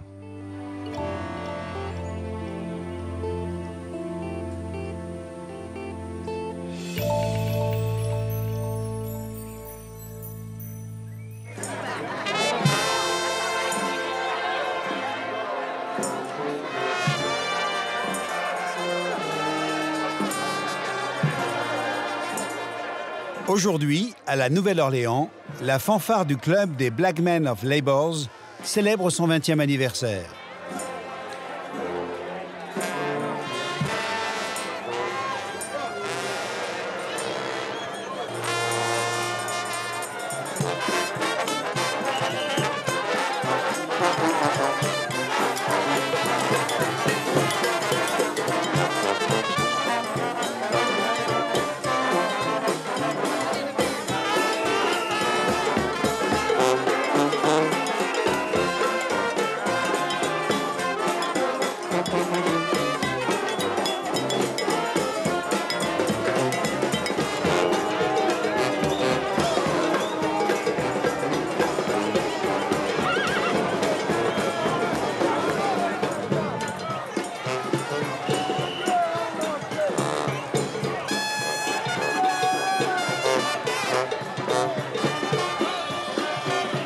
Ces fanfares ont toujours lieu le dimanche. C'était à l'époque le seul jour de repos des esclaves. Ils se réunissaient ici, à Congo Square, l'actuel parc Louis Armstrong, pour chanter et danser au son des tambours. Ce lieu mythique de la culture afro-américaine est considéré comme le berceau du jazz. C'est au pied de la statue d'une figure légendaire de la ville que j'ai rendez-vous avec André Manoukian. André, le personnage incontournable ici à la Nouvelle-Orléans, c'est Louis Armstrong. Le personnage, mais le dieu, vous voulez dire. Et c'est le patron de tous les musiciens de jazz. D'ailleurs, il y a une tradition, si on est musicien, on doit toucher sa statue. C'est vrai? Ah oui. Allez-y, Patrick. Je ne suis pas musicien. Mais vous pouvez le devenir. Surtout si vous touchez sa trompette ici. Voilà. Maintenant, vous êtes musicien, je suis désolé. Il est né ici, Louis Armstrong? Il est né ici et il invente tout. Miles Davis dira plus tard, quelqu'un qui prend une trompette ne peut rien faire sans que Louis Armstrong ne l'ait pas fait. Et pourtant, son parcours démarre pas facile. Son père l'abandonne, gamin, il fait plein de conneries, il va dans un camp de redressement pour colored people, pour noirs. Donc, il a une enfance plutôt difficile.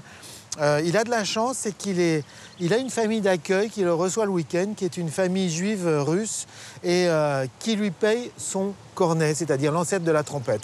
Parce que dans le camp de correction, il y a un orchestre. Et c'est là qu'il va faire ses premières armes et c'est là qu'il va devenir un trompettiste. Et quand il va sortir de ce camp, il va être ici à la Nouvelle-Orléans avec un quartier qui s'appelle Storyville où il y a tous les clubs de jazz du monde. C'est pas vraiment des clubs de jazz, c'est un peu des bordels, mais les deux se mélangent et c'est là qu'il va faire ses armes. André, expliquez-moi pourquoi le jazz est né ici.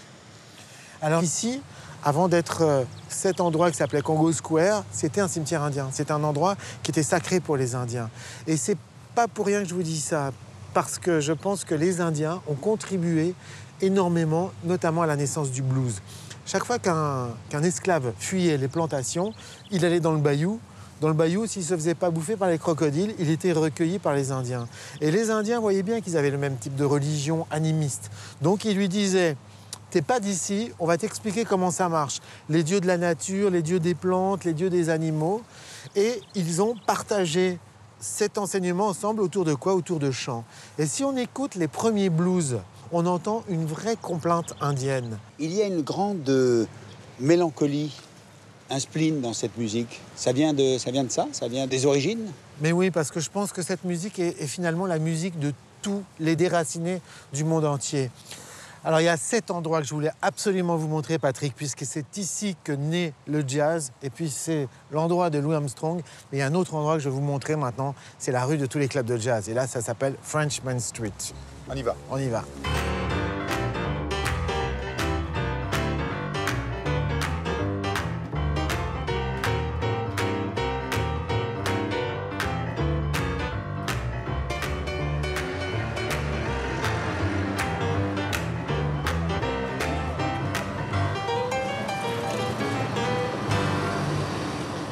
André, expliquez-moi pourquoi les musiciens de jazz vénèrent tant Bach.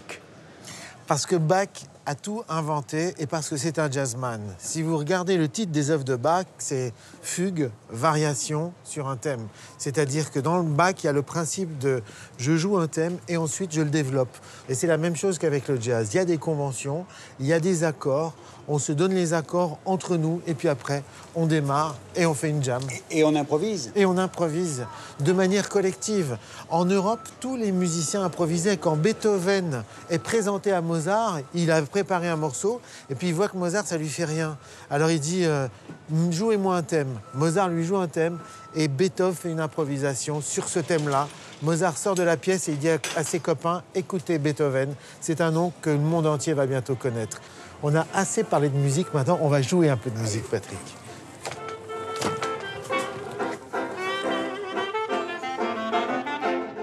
C'est dans un célèbre club de jazz que nous rencontrons deux grandes figures de la musique de la Nouvelle-Orléans. Evan Christopher à la clarinette et Don Vapi au banjo. Et là-bas, et là-bas, et là-bas, chérie, comment ça va? Et là-bas, et là-bas, et là-bas, chérie, c'est là, comment ça va? Bravo, André. Bravo. Yeah. Bravo, André. Thank you very much. C'était ma première leçon de créole. Alors, Don, tu es américain, tu ne parles pas français, mais tu chantes en créole. Yeah. Il chante bien en créole. My family spoke Creole? French and Creole, but in the city, it just went away. And I thought it's important to at least keep the memory of it. And it never sounded foreign to me because I grew up, my grandmother, you know, she talked when I'm small, so it sounds normal. Et maintenant, si on le joue en jazz straight de New Orleans, ça donne quoi? Cette même chanson.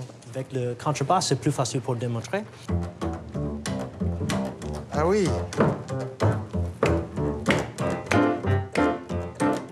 Ouais, voilà.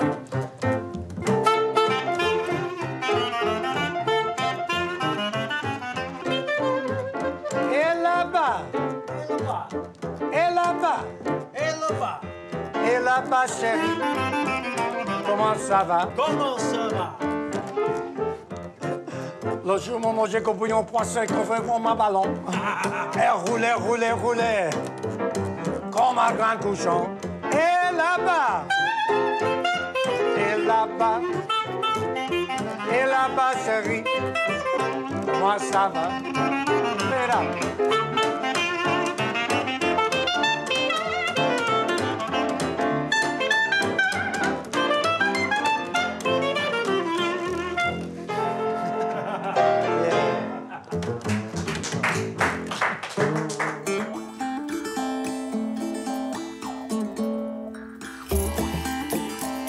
La nuit est tombée à la Nouvelle-Orléans.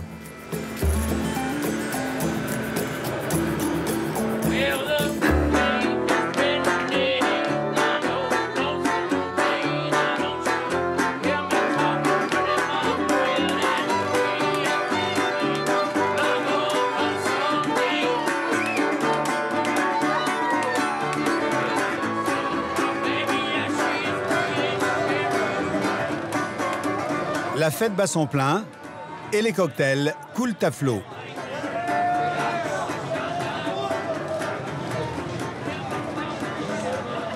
Nous sommes au bar chez Antoine. C'est l'un des plus anciens restaurants des États-Unis. Il est dirigé par la même famille depuis plus de 170 ans. On raconte que le cocktail le plus populaire de la ville aurait été inventé au début du 19e siècle dans l'arrière-boutique d'un pharmacien créole installé dans le quartier français.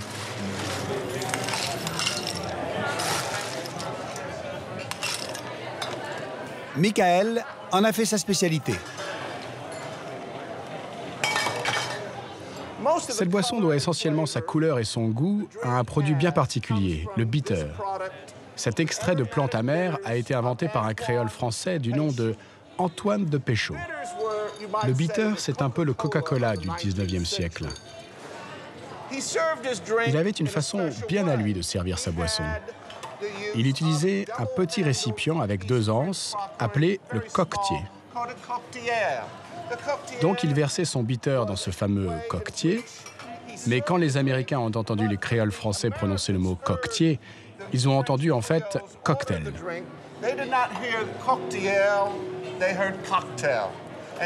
Et voilà comment ce mot a fait son apparition dans le vocabulaire anglais. Le mot vient en fait de la boisson.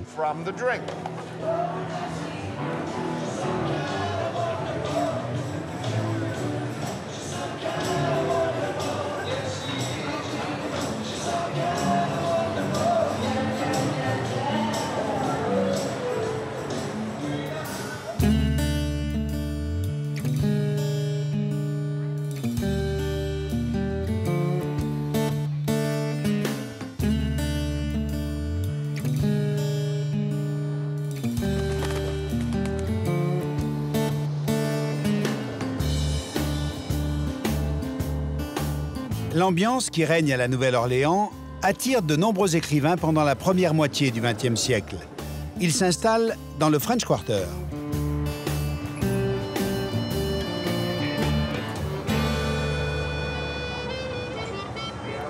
Robert Desmarais-Sullivan est professeur de littérature. Il emprunte chaque jour cette ligne de tramway rendue célèbre en 1947. On est maintenant dans un streetcar par tramway, comme celui qui a inspiré Tennessee Williams dans sa pièce Tramway nommé Désir. C'était plutôt pour lui un symbole. Il ne parle pas beaucoup du streetcar lui-même. C'est le symbole de la ville de la Nouvelle-Orléans et de tout ce que la ville a signifié pour lui. Les écrivains sont séduits par l'exotisme et la culture spécifique à cette ville des États-Unis.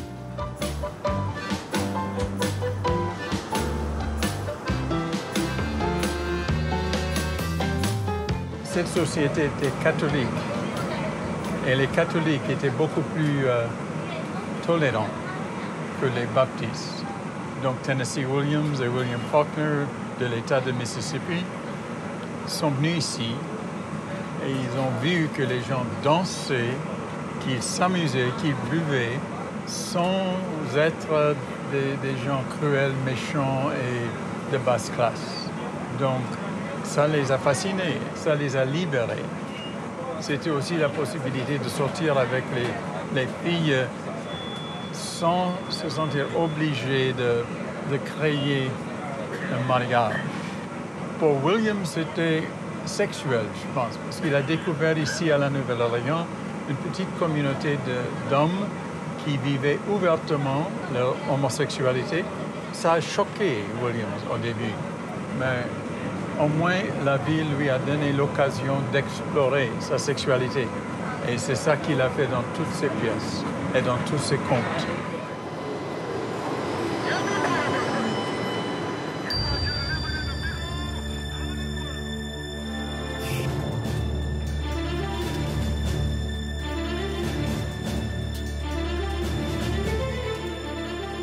Je vous emmène à présent en pays cajun, là où se trouve la majorité des francophones de Louisiane. Les Cajuns sont les descendants de colons européens installés au XVIIe siècle en Acadie. L'Acadie, c'est l'actuelle Nouvelle-Écosse au Canada. En 1713, elle tombe aux mains des Britanniques. Une quarantaine d'années plus tard, 10 000 Acadiens seront déportés pour avoir refusé de prêter le serment d'allégeance à la couronne britannique. 3 000 d'entre eux choisiront la Louisiane comme terre d'exil. C'est le grand dérangement.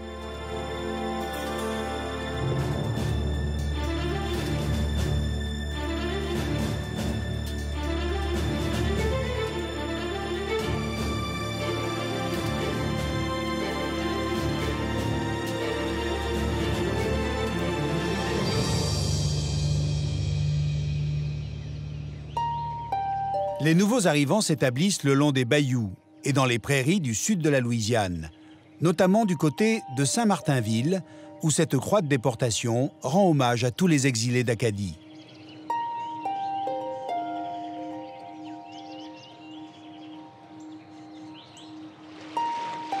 D'autres petites villes feront leur apparition, dont Vermillionville, où je me trouve.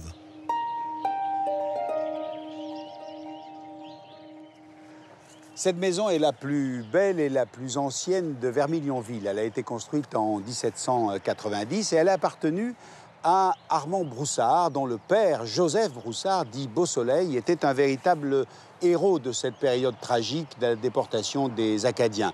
Après avoir résisté pendant des années aux Anglais, il a pris la tête d'un groupe d'Acadiens et il l'a amené ici, sain et sauf. Il a d'ailleurs été nommé commandant des Acadiens, des Acatapas. Alors, cette famille Broussard est très importante ici en Louisiane. Et cette maison eh bien, est typique du bâti acadien que l'on trouve dans cette région.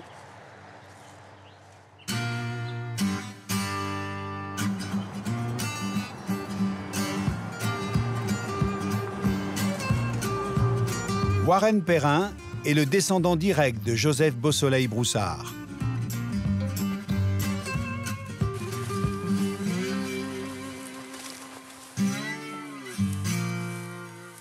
À la fin du XVIIIe siècle, ses ancêtres s'installent dans des prairies données par le gouvernement pour élever du bétail. Ça, c'est les fins fifons. Ça, c'est le fin de la Louisiane, ici.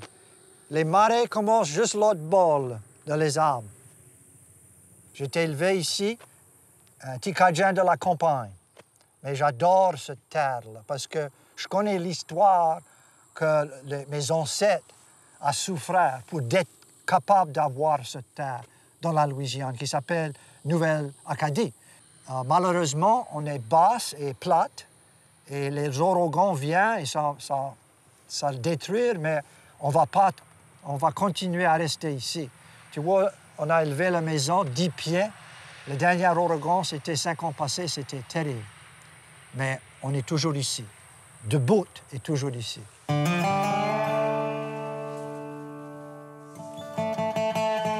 Warren est un avocat célèbre en Louisiane. En 1990, il engage un combat contre la couronne d'Angleterre pour la reconnaissance de la déportation des Acadiens. J'ai représenté tous les Acadiens dans le monde. La reine et le gouvernement ont engagé des avocats de Houston, Texas. On a discuté ça. Il nous a fait des offres de l'argent, $1 million. On a refusé. On ne cherchait pas de l'argent. L'idée, c'était justice. Parce que l'Angleterre n'avait jamais admis le tort de la grande déportation. C'était comme si ça n'a jamais arrivé. Le 9 décembre 2003, Warren obtient gain de cause. La reine d'Angleterre signe la proclamation royale. 248 ans après le grand dérangement, c'est la reconnaissance officielle des souffrances subies par des milliers d'Acadiens.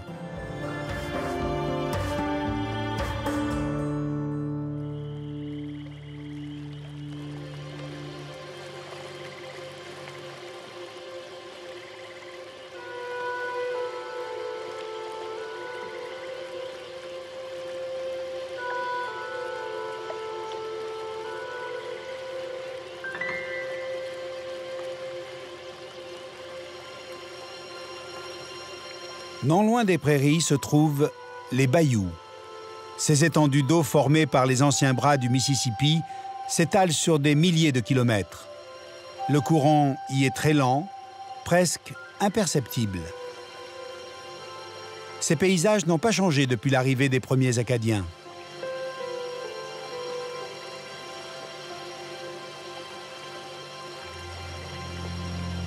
Norbert Leblanc est un de leurs descendants.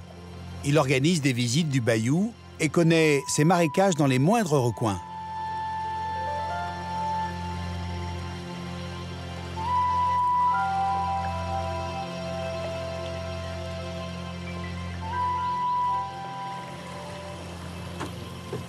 On va peut-être voir des alligators. On a vu des aigles là, ce matin. Il y a des grands hérons blancs, bleus et les aigrettes blancs, petites aigrettes blancs comme celui-là. Là, je vais vous montrer les cormorans là-bas. Ils ont pêché le poisson.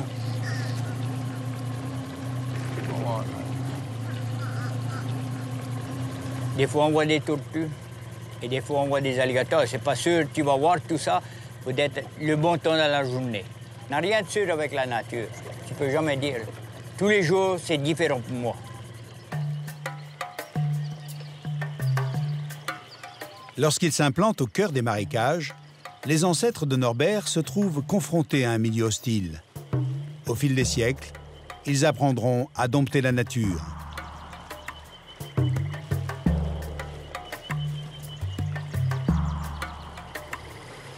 Toutes les grosses feuilles, tu vois ça là, ici, c'est toutes des fleurs de lotus. Ils m'ont dit les racines sont bonnes pour manger. Tu vois, ça, c'est les glands. Ils m'ont dit les glands sont bons pour manger, mais moi, j'ai jamais eu assez faim pour manger ça. C'est bon pour connaître. Si on se perd aujourd'hui, on pourra manger ça.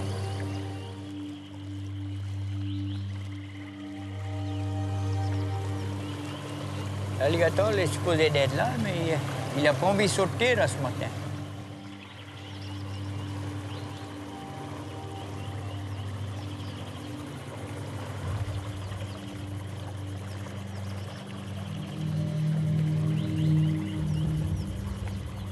Il y avait un alligator là.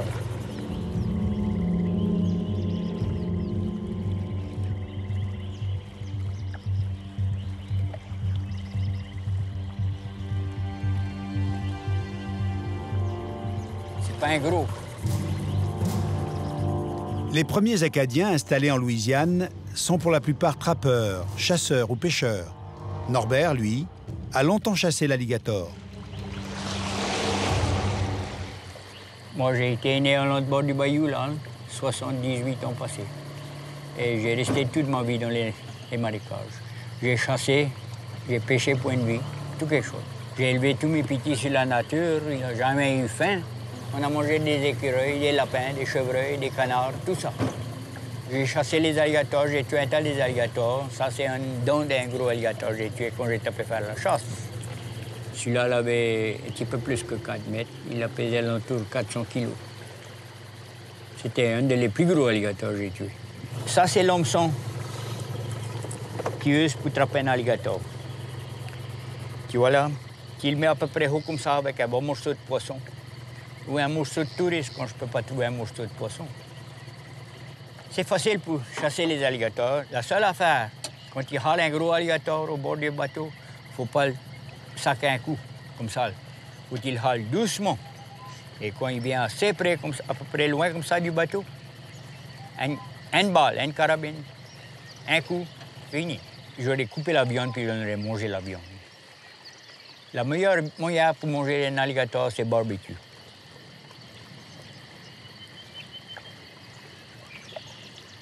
Les alligators ici, ils vont vivre longtemps. Et le plus vieux, d'après moi, c'est 120, 130. S'ils ne rencontrent pas un Cajun.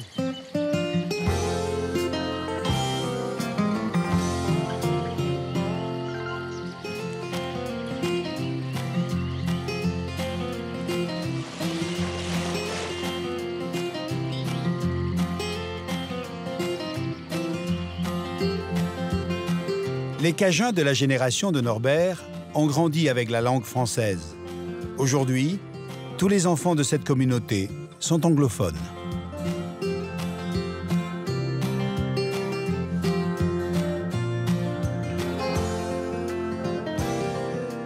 Au musée de Vermillionville, on tente de préserver les cultures et les traditions apportées par les Acadiens.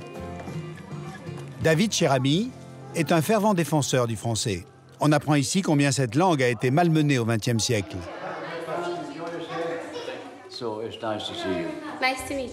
En 1921, la nouvelle Constitution va même jusqu'à interdire sa pratique dans les écoles. Un traumatisme encore présent dans toutes les mémoires.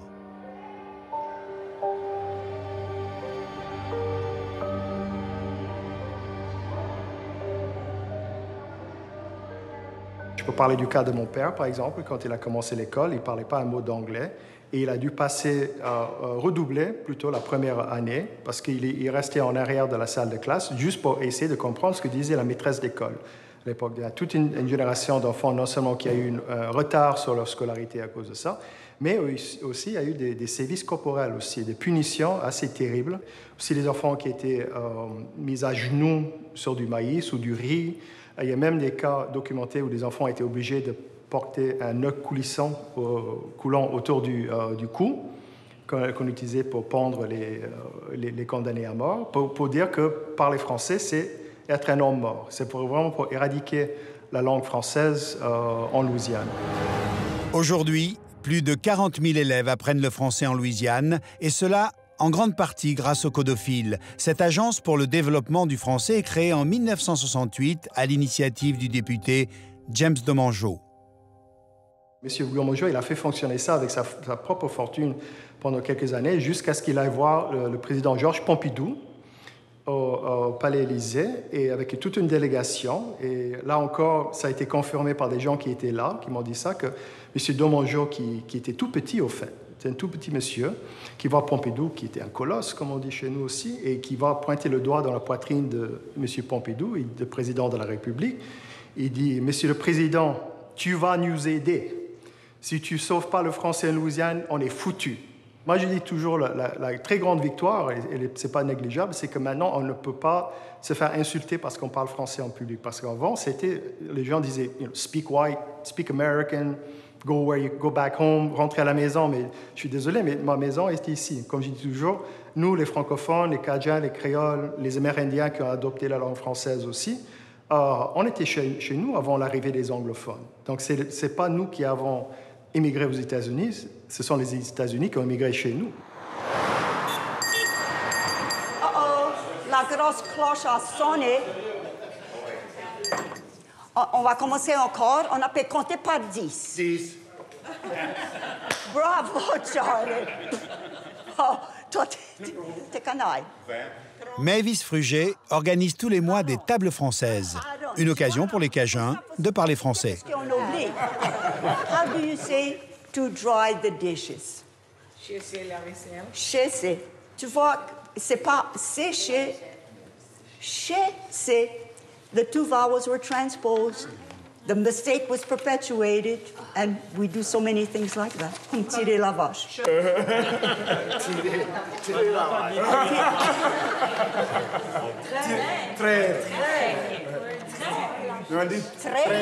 Très la vache. Il y a une chanson très, très connue au Canada. Et c'est « Comment je vais faire pour tirer ma vache? » Et là, tous les enfants du Québec comprennent « tirer ma vache » avec une corde, mais c'est pas tirer ma vache comme ça. Et l'autre de tirer la sienne avec le fusil. Et comment nous, les Cajuns, on dit « donkey » ? Bourriquet. Bourriquet. Bourricot. Bourricot en Belgique. Et ça veut dire aussi la tête dure. La tête dure, oui, c'est ça. La tête dure. Il y a beaucoup de Cajuns qui parlent français, mais ils sont gênés pour parler avec des étrangers. On a grandi, je pense, avec l'idée qu'on n'était pas la première classe, on n'était pas éduqués. Et il y a beaucoup, notre français n'était pas le meilleur. Et c'est vrai, on fait beaucoup des erreurs, mais c'est notre français après tout. Et ça aide à préserver notre langue française et la culture. Les amis qui me connaissent m'appellent le Cajun activist.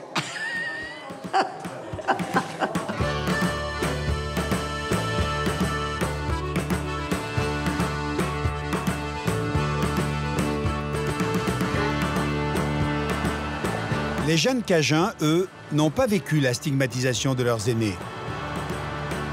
Nous sommes à Lafayette, dans les studios de Radio Acadie. Et bonjour mes amis, c'est notre dimanche matin avec moi, Louis Michaud, ici sur Le Réveil. Merci d'être avec moi comme tous les dimanches matins, je joue de la musique en français. Chaque semaine, Louis Michaud diffuse des vieux tubes de musique cajun. Une musique qui remonte à l'arrivée des Acadiens en Louisiane. Ils chantent leur exil. On va commencer avec ma meilleure chanson pour tous les dimanches matins. C'est Ma blonde est partie.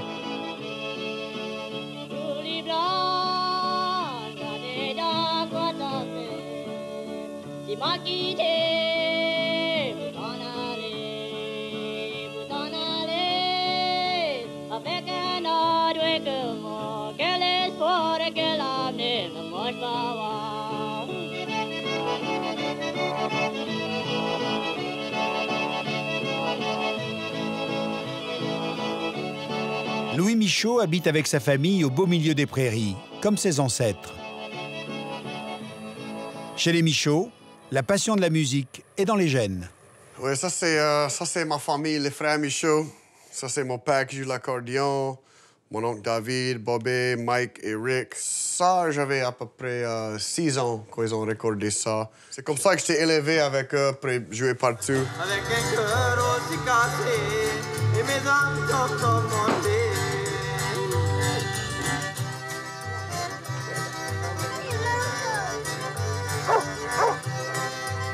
Louis perpétue la tradition familiale.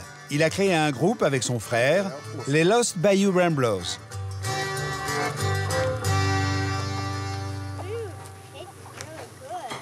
On est toutes des générations, on été élevés avec le vieux rock and roll de Led Zeppelin et Jimi Hendrix, tout ça. Mais en même temps, on était élevés avec la musique cajun. J'étais capable de voir la beauté là-dedans et que c'était aussi beau que Jimi Hendrix et tout ça dans un autre moyen. Les Cajuns de la Louisiane ont un gros respect pour les sauvages. On connaît que les sauvages ont un grand mari dans la marée. Notre histoire est beaucoup amenée par la musique. Les paroles des chansons, ça tient l'histoire, comme les inondations, les ouragans. Et sans la musique, notre histoire et notre langage et tout ça serait beaucoup moins présent ici. Les sauvages qu'après venir, il y en a un qui a les plumes. À la tête, c'est leur chef en tête. Il va s'asseoir dessous Chico. Aujourd'hui, la jeune scène cajun revisite cette musique traditionnelle à la sauce rock'n'roll. Vous êtes prêts à danser? Vous êtes prêts à écouter de la bonne musique? Vous êtes prêts à rock out, man? Alors, mesdames et messieurs, mettez les mains ensemble pour Lost Bayou Ramblers!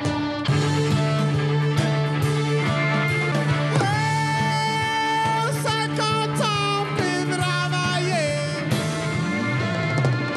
jour en jour, sous les pierres permisérées. Un si jour, le bon Dieu, il va trouver. Il va donner tes richesses dans le paradis.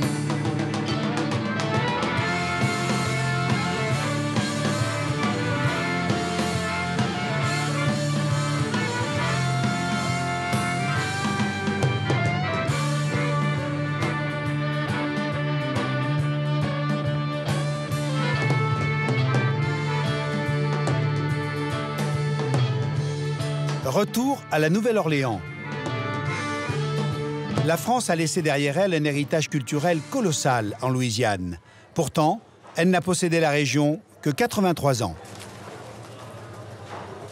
En 1803, la France, finalement, va vendre la Louisiane aux États-Unis. Et quand les Américains prennent possession de ce territoire, ils n'ont aucune idée de son étendue et de sa richesse. On a beaucoup dit que la France avait cédé quasiment pour rien ce territoire, 15 millions de dollars. Eh bien, 15 millions de dollars à l'époque, c'est beaucoup pour les Américains. Alors nous sommes au mois de décembre 1803 et les cérémonies de passation vont avoir lieu ici, dans ce bâtiment.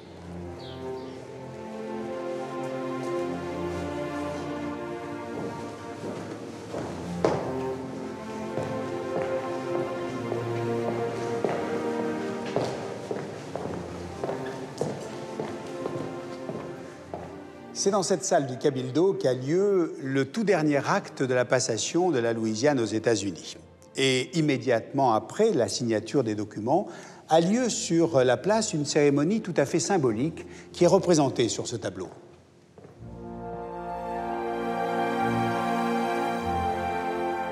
Alors sur ce tableau, on voit le drapeau tricolore, le drapeau français qui flottait sur la Nouvelle-Orléans, remplacé par la bannière étoilée. Après cette cérémonie, va avoir lieu dans le bâtiment où nous nous trouvons un grand souper. Et la petite histoire raconte que lors de ce souper vont être portés 4 toasts. Le premier en l'honneur des Américains avec du Madère. Le deuxième en l'honneur des Espagnols avec du Malaga. Le troisième en l'honneur des Français et de Bonaparte, avec du champagne bien sûr. Quant au quatrième, la petite histoire ne dit pas quelle est la boisson qui est utilisée, mais les parties en présence s'accordent pour porter le toast à la gloire éternelle de la Louisiane.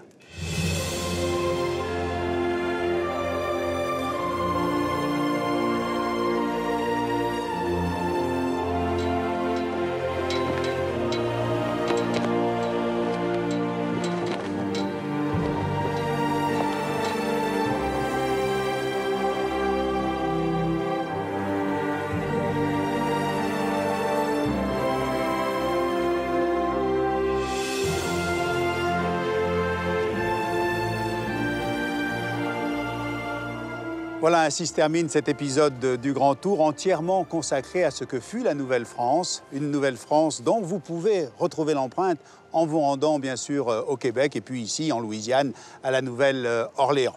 Vous pouvez nous retrouver sur notre site internet et sur les réseaux sociaux. L'épisode se termine, mais le voyage continue. C'est par la fin que tout commence. À bientôt.